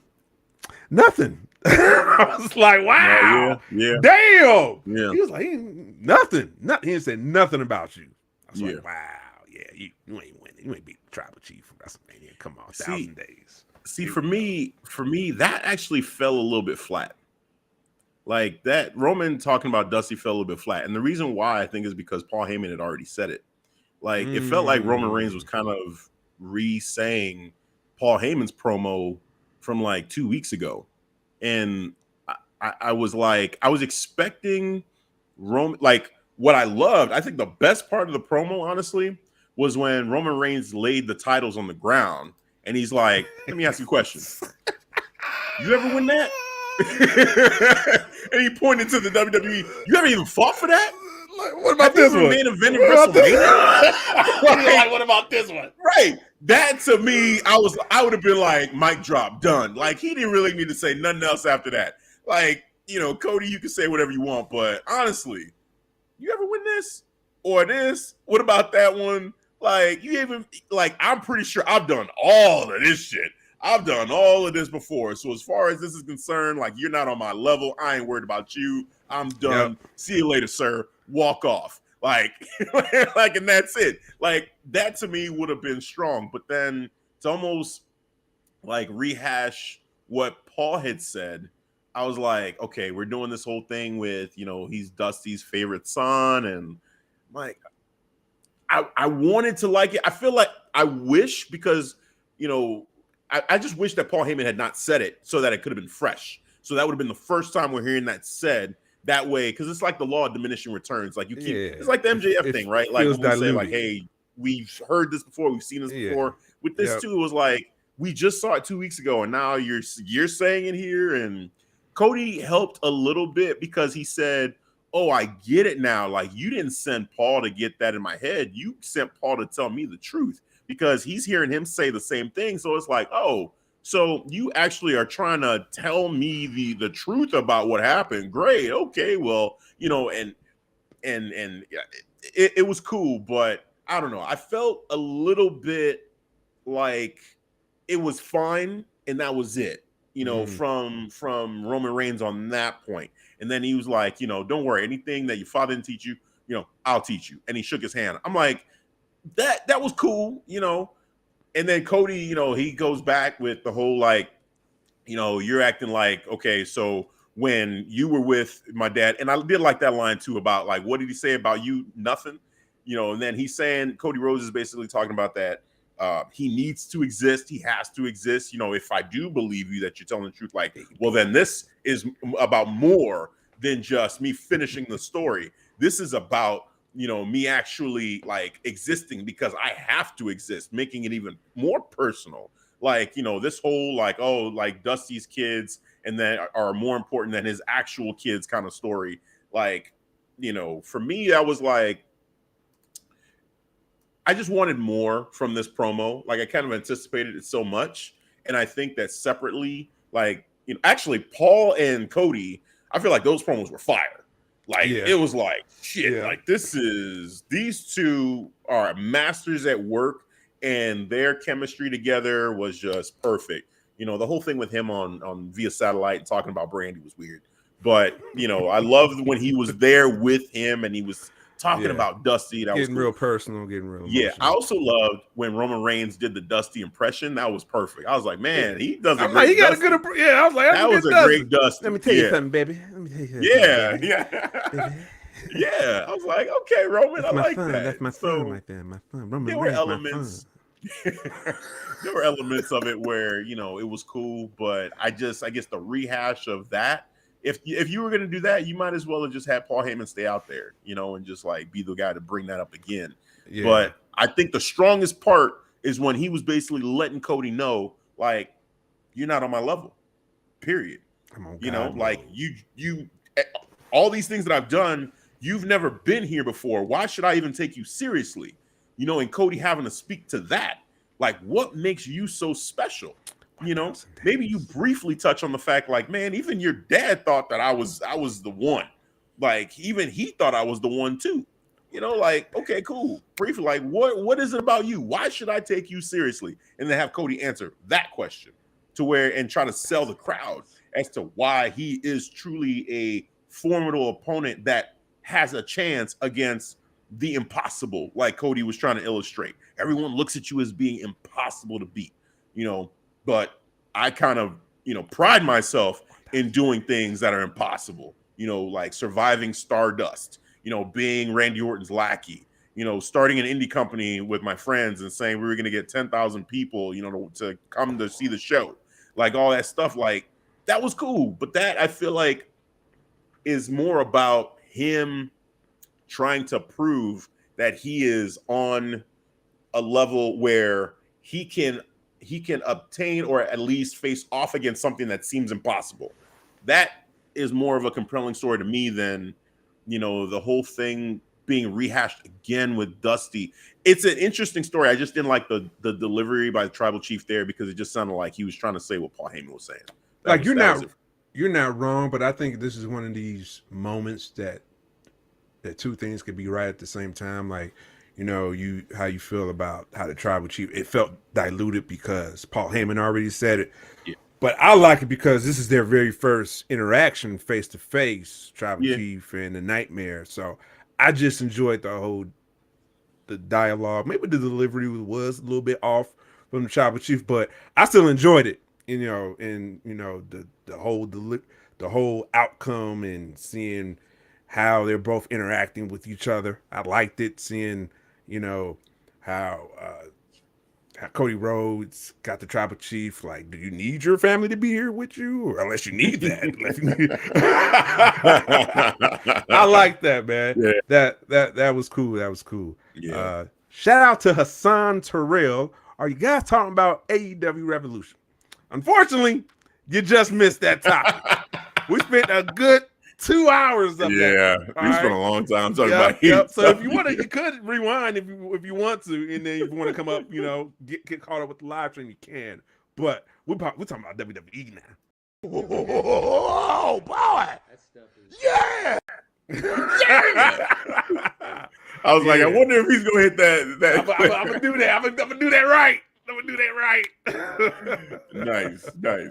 So yeah, I mean, am I hyped for it? Of course I'm hyped for this. Like this is gonna be so much fun to see. Like I just feel like the story is so strong on both sides. And actually, the whole thing about, I didn't even have it really in my head that, Cody's never even challenged for the WWE. This is his first time even being in a match for the WWE Championship at all. Like, that's awesome. There's so much about this that just heightens it. Like when they did the entrances, and Tribal Chief, he comes out first, acknowledge me, and then they hit Cody's music. I was like, ooh, this is good. Cut him off right off the bat. Cut him off and make your entrance and let him know. Was his pyro? And the pyro went off. I'm like, look at the budget. Damn you, Cody. I was like, yes, we about to blow the budget on this with WrestleMania, man. Like, you better reserve a good portion of that budget on Cody Pyro. I'm telling you. He did that to my Tribal Chief. Solo! I loved it. I loved it. I was all for it, man. It was great. Chief with Joe Pyro. Solo! Yes. Hey, man, dude, they're invested in Cody. I'm telling you, they're invested. They're spending a lot of money on this pyro invested, alone. But they're special not entrance. They're not saying he's not the face though. They kept his music. This guy. 1,000 days. Prepare yourself. 1,000 days. Prepare yourself. Prepare yourself. This is the guy right here. Prepare yourself for your Thanos clip. That's how you got to prepare yourself. Man, look. I keep on here's saying, the thing. alluding to this Thanos clip. It's going to happen. What I love about this is, I've lived through so much of Roman Reigns winning, and I'm even saying that even the wrong way. I've enjoyed Roman Reigns' run. Even when I picked against him, I've enjoyed it. It's great. God mode. It's been so much fun. Great. I know that you're not ready for him to lose this championship. I know. So I'm just anticipating the day that happens. It's like, you learn by your trials and tribulations. We're going to learn a lot about you, Devin, when Tribal Chief finds You're not going to learn about me. I'm built differently.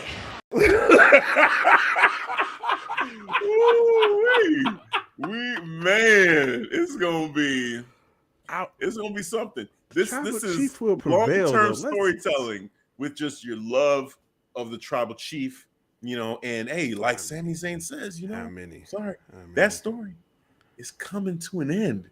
Cool. It's just a matter of time.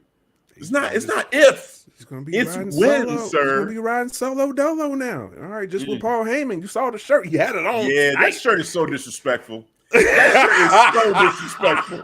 These dudes are right there with you. You know what, bro? I can't lie. That is, bro. That's like, what is this I'll shirt? be like Jimmy, and I'll be like, the fuck? Like, let me check this out real quick. What the fuck? Where am I? I know it. It's me and so. Like, okay, there's Roman Reigns. Okay, there's Paul Heyman. Yeah. Where am I? Where's Solo at? Where Baby Solo? When did you get this shirt made? Was Jay still with us when you got the shirt made? Like, I need receipts, sir. How long have you been holding on to this shirt? This design. Oh man, it's all about Roman. All right, a couple other things too.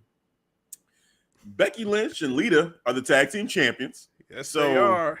And Trish Stratus was a part of that, helped them out. Yep. A while ago, I had mentioned a 6-woman tag between Becky Lynch, Trish Stratus, and Lita versus Damage Control. You did. And I was told, nah, why? Why would they do that? Why? I'm like, look, man, Lita came in for the save. It only makes sense. Like, why would she just show up like this? When the Messiah, when the wheels are spinning, you just gotta listen. You gotta listen. There's knowledge there. But you don't want to listen to me when it comes to the 1,000 days, though. Okay, you're gonna feel that. You're gonna feel that. Man. I'm not gonna feel because it's not gonna hurt me. If that happens, I'm gonna enjoy it. Everything the Tribal Chief does, I enjoy. But so if he was to have it past SummerSlam, that's not gonna hurt you. You enjoy that? No, it's not gonna hurt me. No, dude. I am a fan of the Tribal Chief. I am. But I also am a fan of wrestling on a whole, and I know, like, these things end. Like, this is a great run. It's been amazing. is coming to an end. And when predicting that end, the story, another year. Take the two titles, make a new title, Devin, and he can hold that undisputed human title. Element. New title for a whole year. The human element. To give that new title relevancy. Needs some rest. He needs some rest. Tribal Chief is fine. He chilling. He chilling. He's working so hard. I'm just saying, WrestleMania, you drop the title, you give Cody Rhodes the win, the moment. Yeah, he finished the story. Then you come back. You could come back just like you did with Bray and Braun and just wreck shop and be like, look, man, I hope you had your fun, because in SummerSlam now, I'm here for my shit. I'm here for my shit. I'm here for the title. I never lost. Dude, I would not be surprised. I feel like if Cody wins, I don't think it's going to be like some super long title reign. I feel like he'll be champion for a little bit, maybe 6 months, maybe less, or than that, whatever. But then I could see, like a Seth Rollins challenging him, and that would be cool. That'd be cool to see Seth versus Cody. But I can see Roman Reigns coming back in there and being like, yo, give my shit. Give my shit. That's my shit. Especially, like, depending on how they do this, if they have, like, a new title, if they have two titles, that Universal Championship, that's the one that's going to hurt him. The WWE Championship, yeah, that's fine. But that Universal Championship, that's the one with them 900 and some odd days. You think they're going to actually split these titles, or... Because it seems like they are nowhere near of telling a story that they're not, or even hinting that there's a possibility that we could split these titles up. The one thing is with the tag team titles that they've been doing, where the SmackDown tag team titles were on the line in that tournament. Yeah. So they're kind of hinting at splitting up at least those titles for the tag team, for the tag teams. But then it's like, okay, well, why? Like, if we're okay with this whole undisputed thing, why split the tag team titles and then not split the It could be a thing with the networks. I wonder how the networks feel about Roman Reigns really being on or how USA, I should say, feels about Roman Reigns mostly being on SmackDown and really never being on Raw. They're getting the Usos on Raw, but then Roman on SmackDown, it's like, yo, when are we going to get the champion? Shout out to Jacoby Peter. Vince would have pushed Devin. He got it, man. I appreciate that. Oh my goodness. Yeah, I'll be the face of the company for oh Vince. Man. You know what I'm saying? MPF can be the face of the company, but you're gonna be the face of the company. Of course. Damn. Of course. At least I know. I followed the tutelage of the tribal chief right here. Thankful. I'm a graduate now. Cody can't be the face of the company, but I can. Oh my God. Good Lord. I sell the shit out of some Mountain Dew. You know what I'm saying? You already know I can sell some beach towels, boy. Give me some Mountain Dew.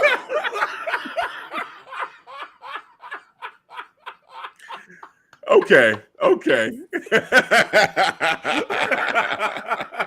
That it is decided. Oh, that's awesome.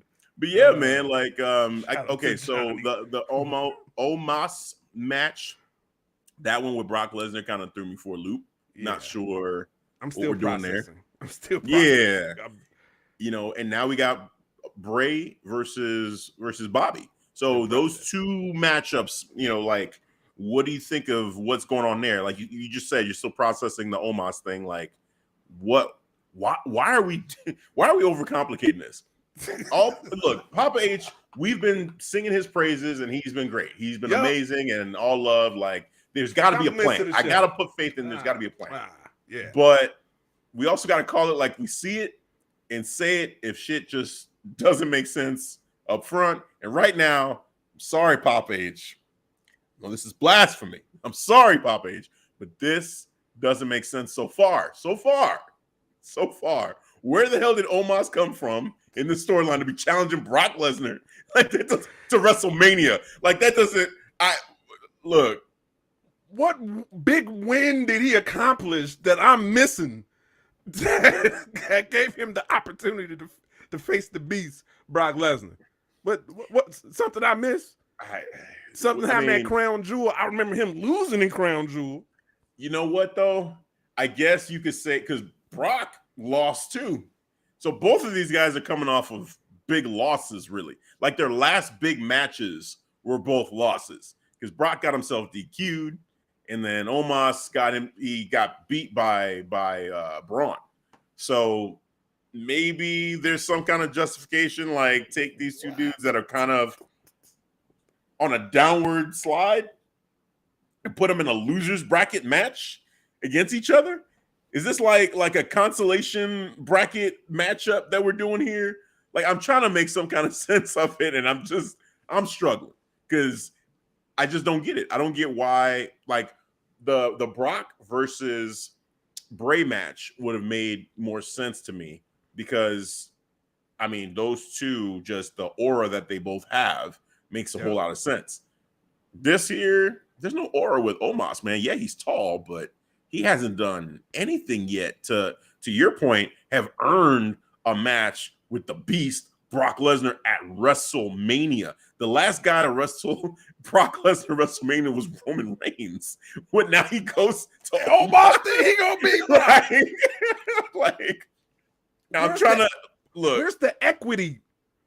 Like, he has no big equity wins to say, like, all right, man, they getting this dude ready for Brock. You can say that for Gunther.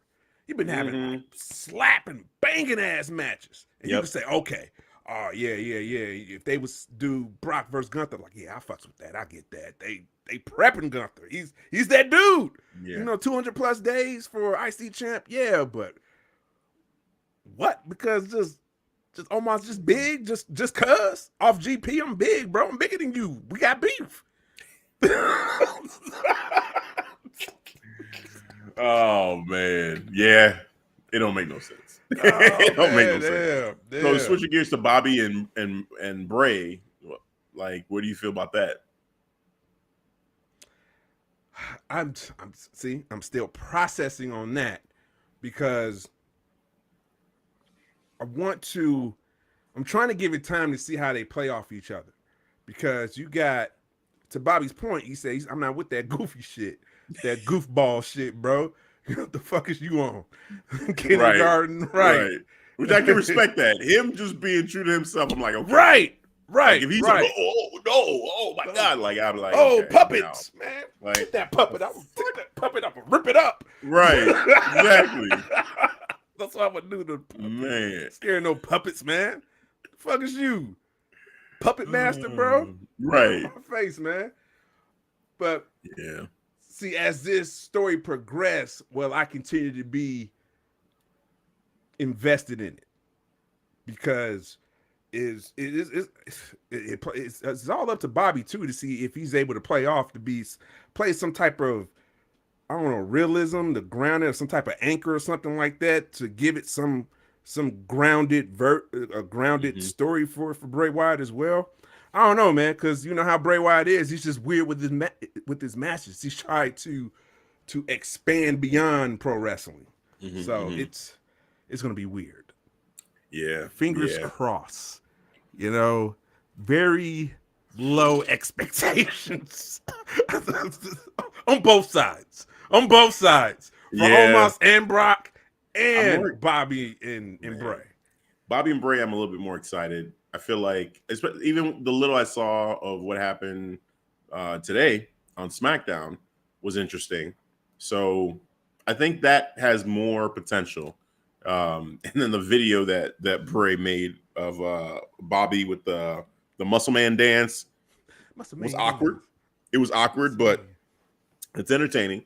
With Omos and Brock, it's really going to be about MVP and Brock, or MVP and MVP and Brock. Yeah. Those two kind of bouncing off each other. Like the stuff in the VIP lounge was cool. That was fun. Spitting that white lightning. That white lightning. Right. Like join me in toast. Oh, yeah. He's trying to keep it in. Yep. Like no.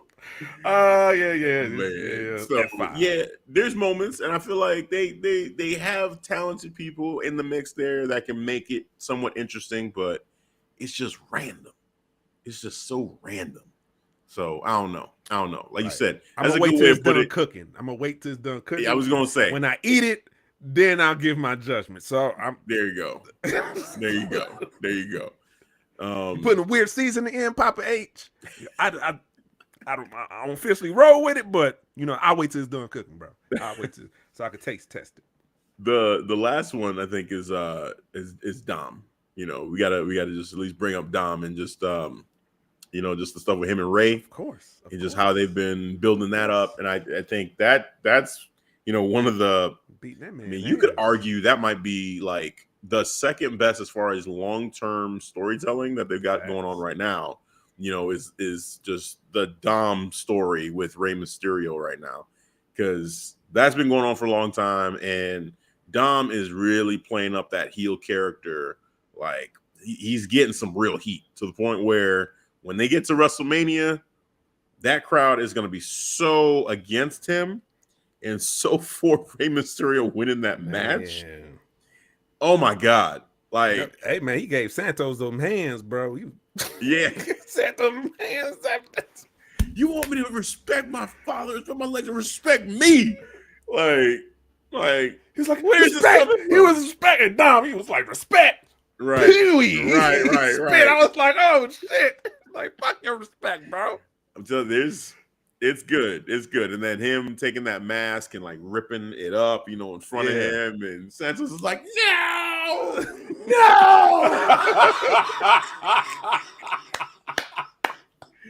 Oh man. Hey, Santos. It was a solid match. It was a solid match. And I paid attention because the crowd was really reacting to Dom. Yeah. You know what I'm saying? They were just giving all that man all the heat. They were just booing every time he got the upper hand, bro. And then Rhea Ripley, and then Mommy came in there and gave Santos. Woo woo. Yup. I was like, well, that's it. 1, 2. Thanks, Mommy. Thanks, Mommy. Oh man, so yeah, I love it. I'm hyped for that. All these matches and Rhea Ripley versus Charlotte. Rhea Ripley had a match with Liv Morgan. And she beat her. It was. I mean, Liv had a good showing, but ultimately it was about Rhea Ripley, just showing like she's that chick. She's bloody Rhea Ripley. And she was talking to the camera too. You watching Charlotte? You watching? You can't run from me. She looked kind of vicious talking in that camera. Like, I love that. I like that. Yeah, talking her shit. I was like, yeah, you looking at your necks. SmackDown Women's Champion. I was like, yeah, you are. Yeah, you are. Oh man. And hey, honestly, with that, what I thought about Edge during the pandemic era when he would look into the camera, and like a lot of people weren't doing that at that time. And he was one of the first ones that would just start staring into the camera versus like trying to talk to the crowd that wasn't there. So it's almost like paying off the whole like, you taught us too well, from Rhea Ripley. Like she's literally taking stuff that she learned from Edge, and applying it. Like even against Charlotte, I'm like, oh man, like that's good. That's good. I just love the way everything is just kind of working together. Within WWE storytelling, man, it's great. It's great. So Rhea Ripley, Charlotte, hey, that's another one that I'm really excited for. Shout out to Tobin Cruz. Sup, Devin? And guys, do you think we get a 8-man ladder at Mania? And 8 is the surprise. And is 8 the surprise of Cardona or Big E? My words. I don't know. Emoji. Or just saying emoji. Because that could be just saying. Well, Big E, I think he's out. I don't think Big E is in. I don't think Big E is in it. It'd be so cool to see Big E back, but I don't think so. Matt Cardona, maybe. Yeah. I'd love to see Matt Cardona back. So I think this is the 8-man ladder match. I think this is from the whole thing with the IC title, which seems to be going on, where there's a lot of people who are kind of vying for that title right now.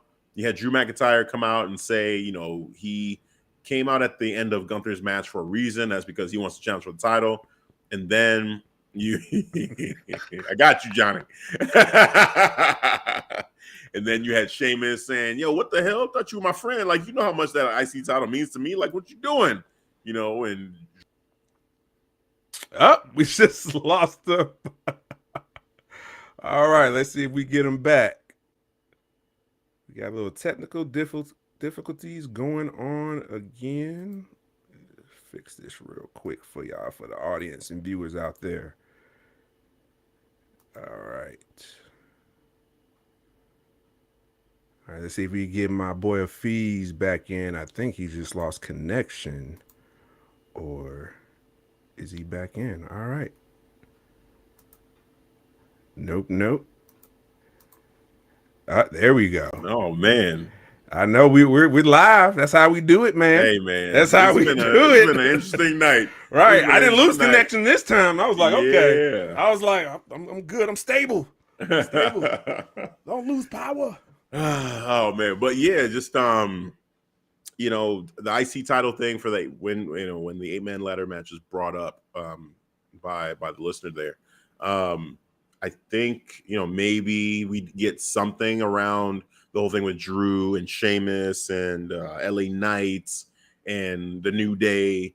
Who else was there? Karrion Kross, like all those guys. We could, or you do a match where you decide like, hey, put all those guys in a match and have the winner of that match go one-on-one against Gunther, which it feels like somehow it may be a multi-person match, but if I had to pick, I mean, I actually would like to see Sheamus get a chance again against Gunther. Like, Drew brought up a point, man. He's like, hey, man, I'm sorry to say it, but you went up against him twice and lost. Like, he said 2 times. 2 times. You had your chance. Bro, when you get 2 times, bro, I'm sorry, you're done. Yeah. Remember when Adam Cole reminded Kyle O'Reilly, bro, I let you get over the belt 2 fucking times. You didn't get the job done, sir. Yeah. I'm done with this. Shout out to Adam Cole. Yes. Adam Cole, baby. But yeah, I mean, I don't know. Sentimentally, though, it'd be cool to see that happen. They probably do some kind of multi-person match, though, and have a bunch of people in there. And that would honestly protect Gunther, too. He could lose the belt and not actually get pinned if it's a ladder match. So, yeah. All right, shout out to Stephen Lair. We get some new engagements. Shout out to the new comments. We appreciate it. Hit that like button while you're at it. Sup, Devin and Hafeez. This is random, but you see WWE trademark Ezekiel Jackson. We need that vetted. I need to see it. Fact check. No way. Ezekiel Jackson. Come on, man. We ain't doing that again. That's why you got the laugh emoji. Oh, man. But yeah, we'll see. There's a lot of stuff going on, man. They're building a lot of matches for WrestleMania. It's looking like, we're going to have a good full 2 nights. Cannot wait to see what they do there. But yeah, man. Oh, yeah. So are we getting Demon Finn versus Brood Edge in a Hell in a Cell at Mania? I don't know about the Hell in a Cell part, because Hell in a Cell here at Mania, for some reason, I feel like that's not a Mania thing to do. I feel like that's I don't know. I don't feel like I necessarily want Undertaker matches. I feel like I don't know if I want to see that though for this WrestleMania. As far as Hell in a Cell, I'm cool with Demon Finn being back for WrestleMania, and if you want to have Brood Edge, by all means do that. Like Hell in a Cell, I'm torn on that. I'm torn on it. I'm torn. Do I think we get that? No, not necessarily, but I do think we get Demon Finn. Not sure about Brood Edge. I think the one thing is Demon Finn, because even Finn said, I got something for you. So I feel like he is saying, he's kind of teasing the demon a little bit.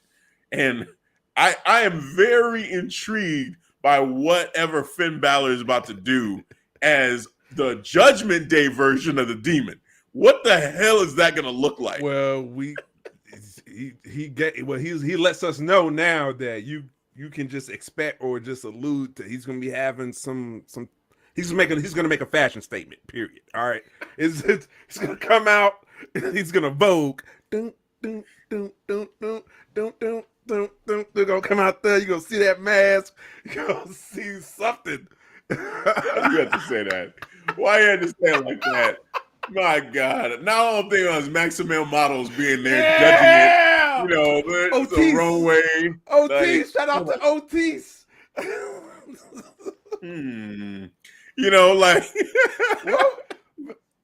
I hate to digress real quick, but what was up Marseille putting his leg up all the way up on the door, bro? I I'm like, what? And at first, I actually didn't catch it. At first, I didn't even see his leg. I'm just listening to, watching the scene and everything, and Otis is talking to old girl. And then at the corner of my eye, I catch the wall. Then I'm like, wait, that's his foot.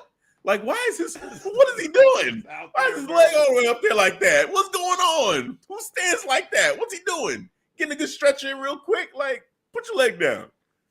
Yeah, that caught me off guard. Maximum. I think that's a good move for Raw, because you got 3 hours and you need a comedy act, and they're very entertaining. I mean, they're sticking around. They're doing the whole thing with Otis. Which that is interesting. That's interesting to see what they do with that. But it's what it is. They want to be a comedy act on the side. That's fine. But I love the fact that LA Knight is no longer a part of it.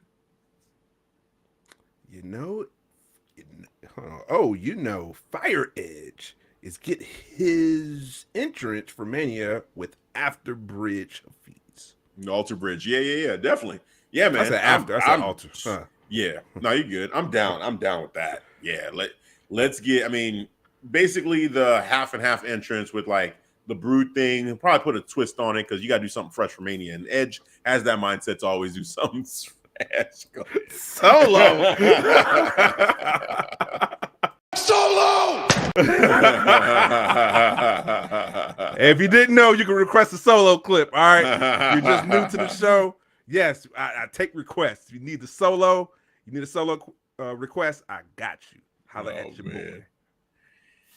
Yeah, man. So yeah, Road to WrestleMania. We're on it. It's going to be a lot of fun. We're going to keep on, keeping up with what's happening with Mania. Getting ready to end the show, but let's see this last question here. Devin and Hafeez. Go ahead. If they do a twist? Soon Trish turn heel on Becky and join with Bayley. No. Be the fourth member of Damage Control? No. Fantasy booking. They're doing 10 right now. 6-woman tag. It is right there for them to do. Like, no, not happening. Not happening. I love the imagination and creativity. And you know what? You can create that in WWE 2K23 that's coming out pretty soon. You can make that happen. That's probably as close as we're going to get to seeing that actually happen. But, actually at WrestleMania is going to be a 6-woman tag. That is decided. No.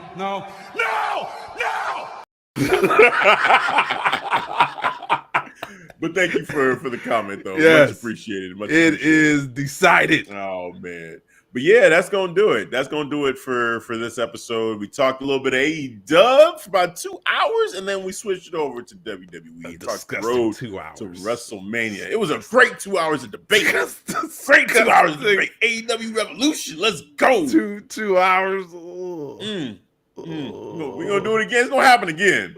It's going to happen again. More AEW to come. Yes, sir. More MJF to come. Yes. Yes. I guess. Better than you. Sure. And you know it, I'm better than you. Yeah. Yeah, MJF. I got you. Okay. Minor league but promotion. Like I said, cool. much this Devin's dismay. We will have more AEW on the show, as well as WWE as always. But for this week, that is going to do it for the show. But as always, before we end the show, y'all know what time it is. It's time for Devin to let y'all know. Please, Devin, let the people know where they can catch us. Yes, all the time. If you've been spending almost nearly 3 hours with us, thank you. We appreciate that. We appreciate the engagement too at this hour. All right, 12:39, almost 12:40 Central. So if you in the Pacific, in the Mountain, in the East, we appreciate it. Coming in too, yeah. Yes. Comments still coming through, and we appreciate that. All right, but hey, if you want to look for the podcast. But first, before I mention where you can find it, make sure you check out the Watch Along March 5th debut of the Bloodline Entertainment Network. Real quick. You love them analytics. Change my You let you know, hey man, the ratings were. We gonna see when this stream is. I'm gonna screenshot this and leave it. We doing it in 2 I hours. doubt it. I'll say like 50. 50. All right, 50 for this show. For AEW. I gotta put that up. Yes, sir. All right, but hey, if you want to follow the watch along debut of the Bloodline Entertainment Network, March 5th for the AEW watch along party for AEW Revolution. But tomorrow we're doing a special pre-launch party. We're gonna cover some AEW topics. We're gonna cover some future debut shows that's gonna come. The content we're gonna provide on the Bloodline Entertainment Network for the pre-launch party going down tomorrow, Saturday, 7:30 p.m. Central. It is decided. You see the link down there. That's where you can find us at tomorrow. And on a wide multi-stream as well. We're going everywhere. You can see us everywhere for the next couple of weeks for these watch-alongs for the Bloodline Entertainment, so you can find out where you can get your entertainment, your content from, all right? But yes, find it, hit that like button, hit that subscribe button down there at the bottom of the ticker. But now, where you can find all of our social medias, the audio, all right, version of our show, the video where you can see us, you can see my charisma, where Vince McMahon can book me or Papa H can book me, all right? He's like, oh yes, the second coming of the Tribal Chief, Devin. What the fuck, bro? Oh, good lord. Let me fantasy book, goddammit. Let me fantasy book. Where you can see the video. Alright. ClarkStreetWrestling.com ST for the abbreviation. It's your central hub for your content on the Clark Street Wrestling platform. Like I said, we got your audio podcasting needs, and we got your video podcasting needs, and of course, we got the merch too, baby. We got the merch. Yes, we got the t-shirts. If you're down there in Brazil, down there in Nigeria, if you're down there, Australia, shout out to the broadcast down there in Australia. We see you. Get your Clark Street Wrestling beach towels, okay? Beach towels. Get your ass off that hot ass sand. It is a bad look. Don't do it. If you do it, I would take a picture. I would trend you on Twitter because you didn't get your Clark Street Wrestling beach towel to avoid getting hot ass sand on your ass. All right. You see that, Vince? You see that, Papa H? Give me Mountain Dew. I'll sell it for you. I'll sell it. ClarkStreetWrestling.com /store for your pleasure. It is decided. And don't forget, tomorrow, this weekend, big debut, Bloodline Entertainment Network. Get them ones up. On Tribal Chief Day. Tribal Chief Day. Yeah. Yes.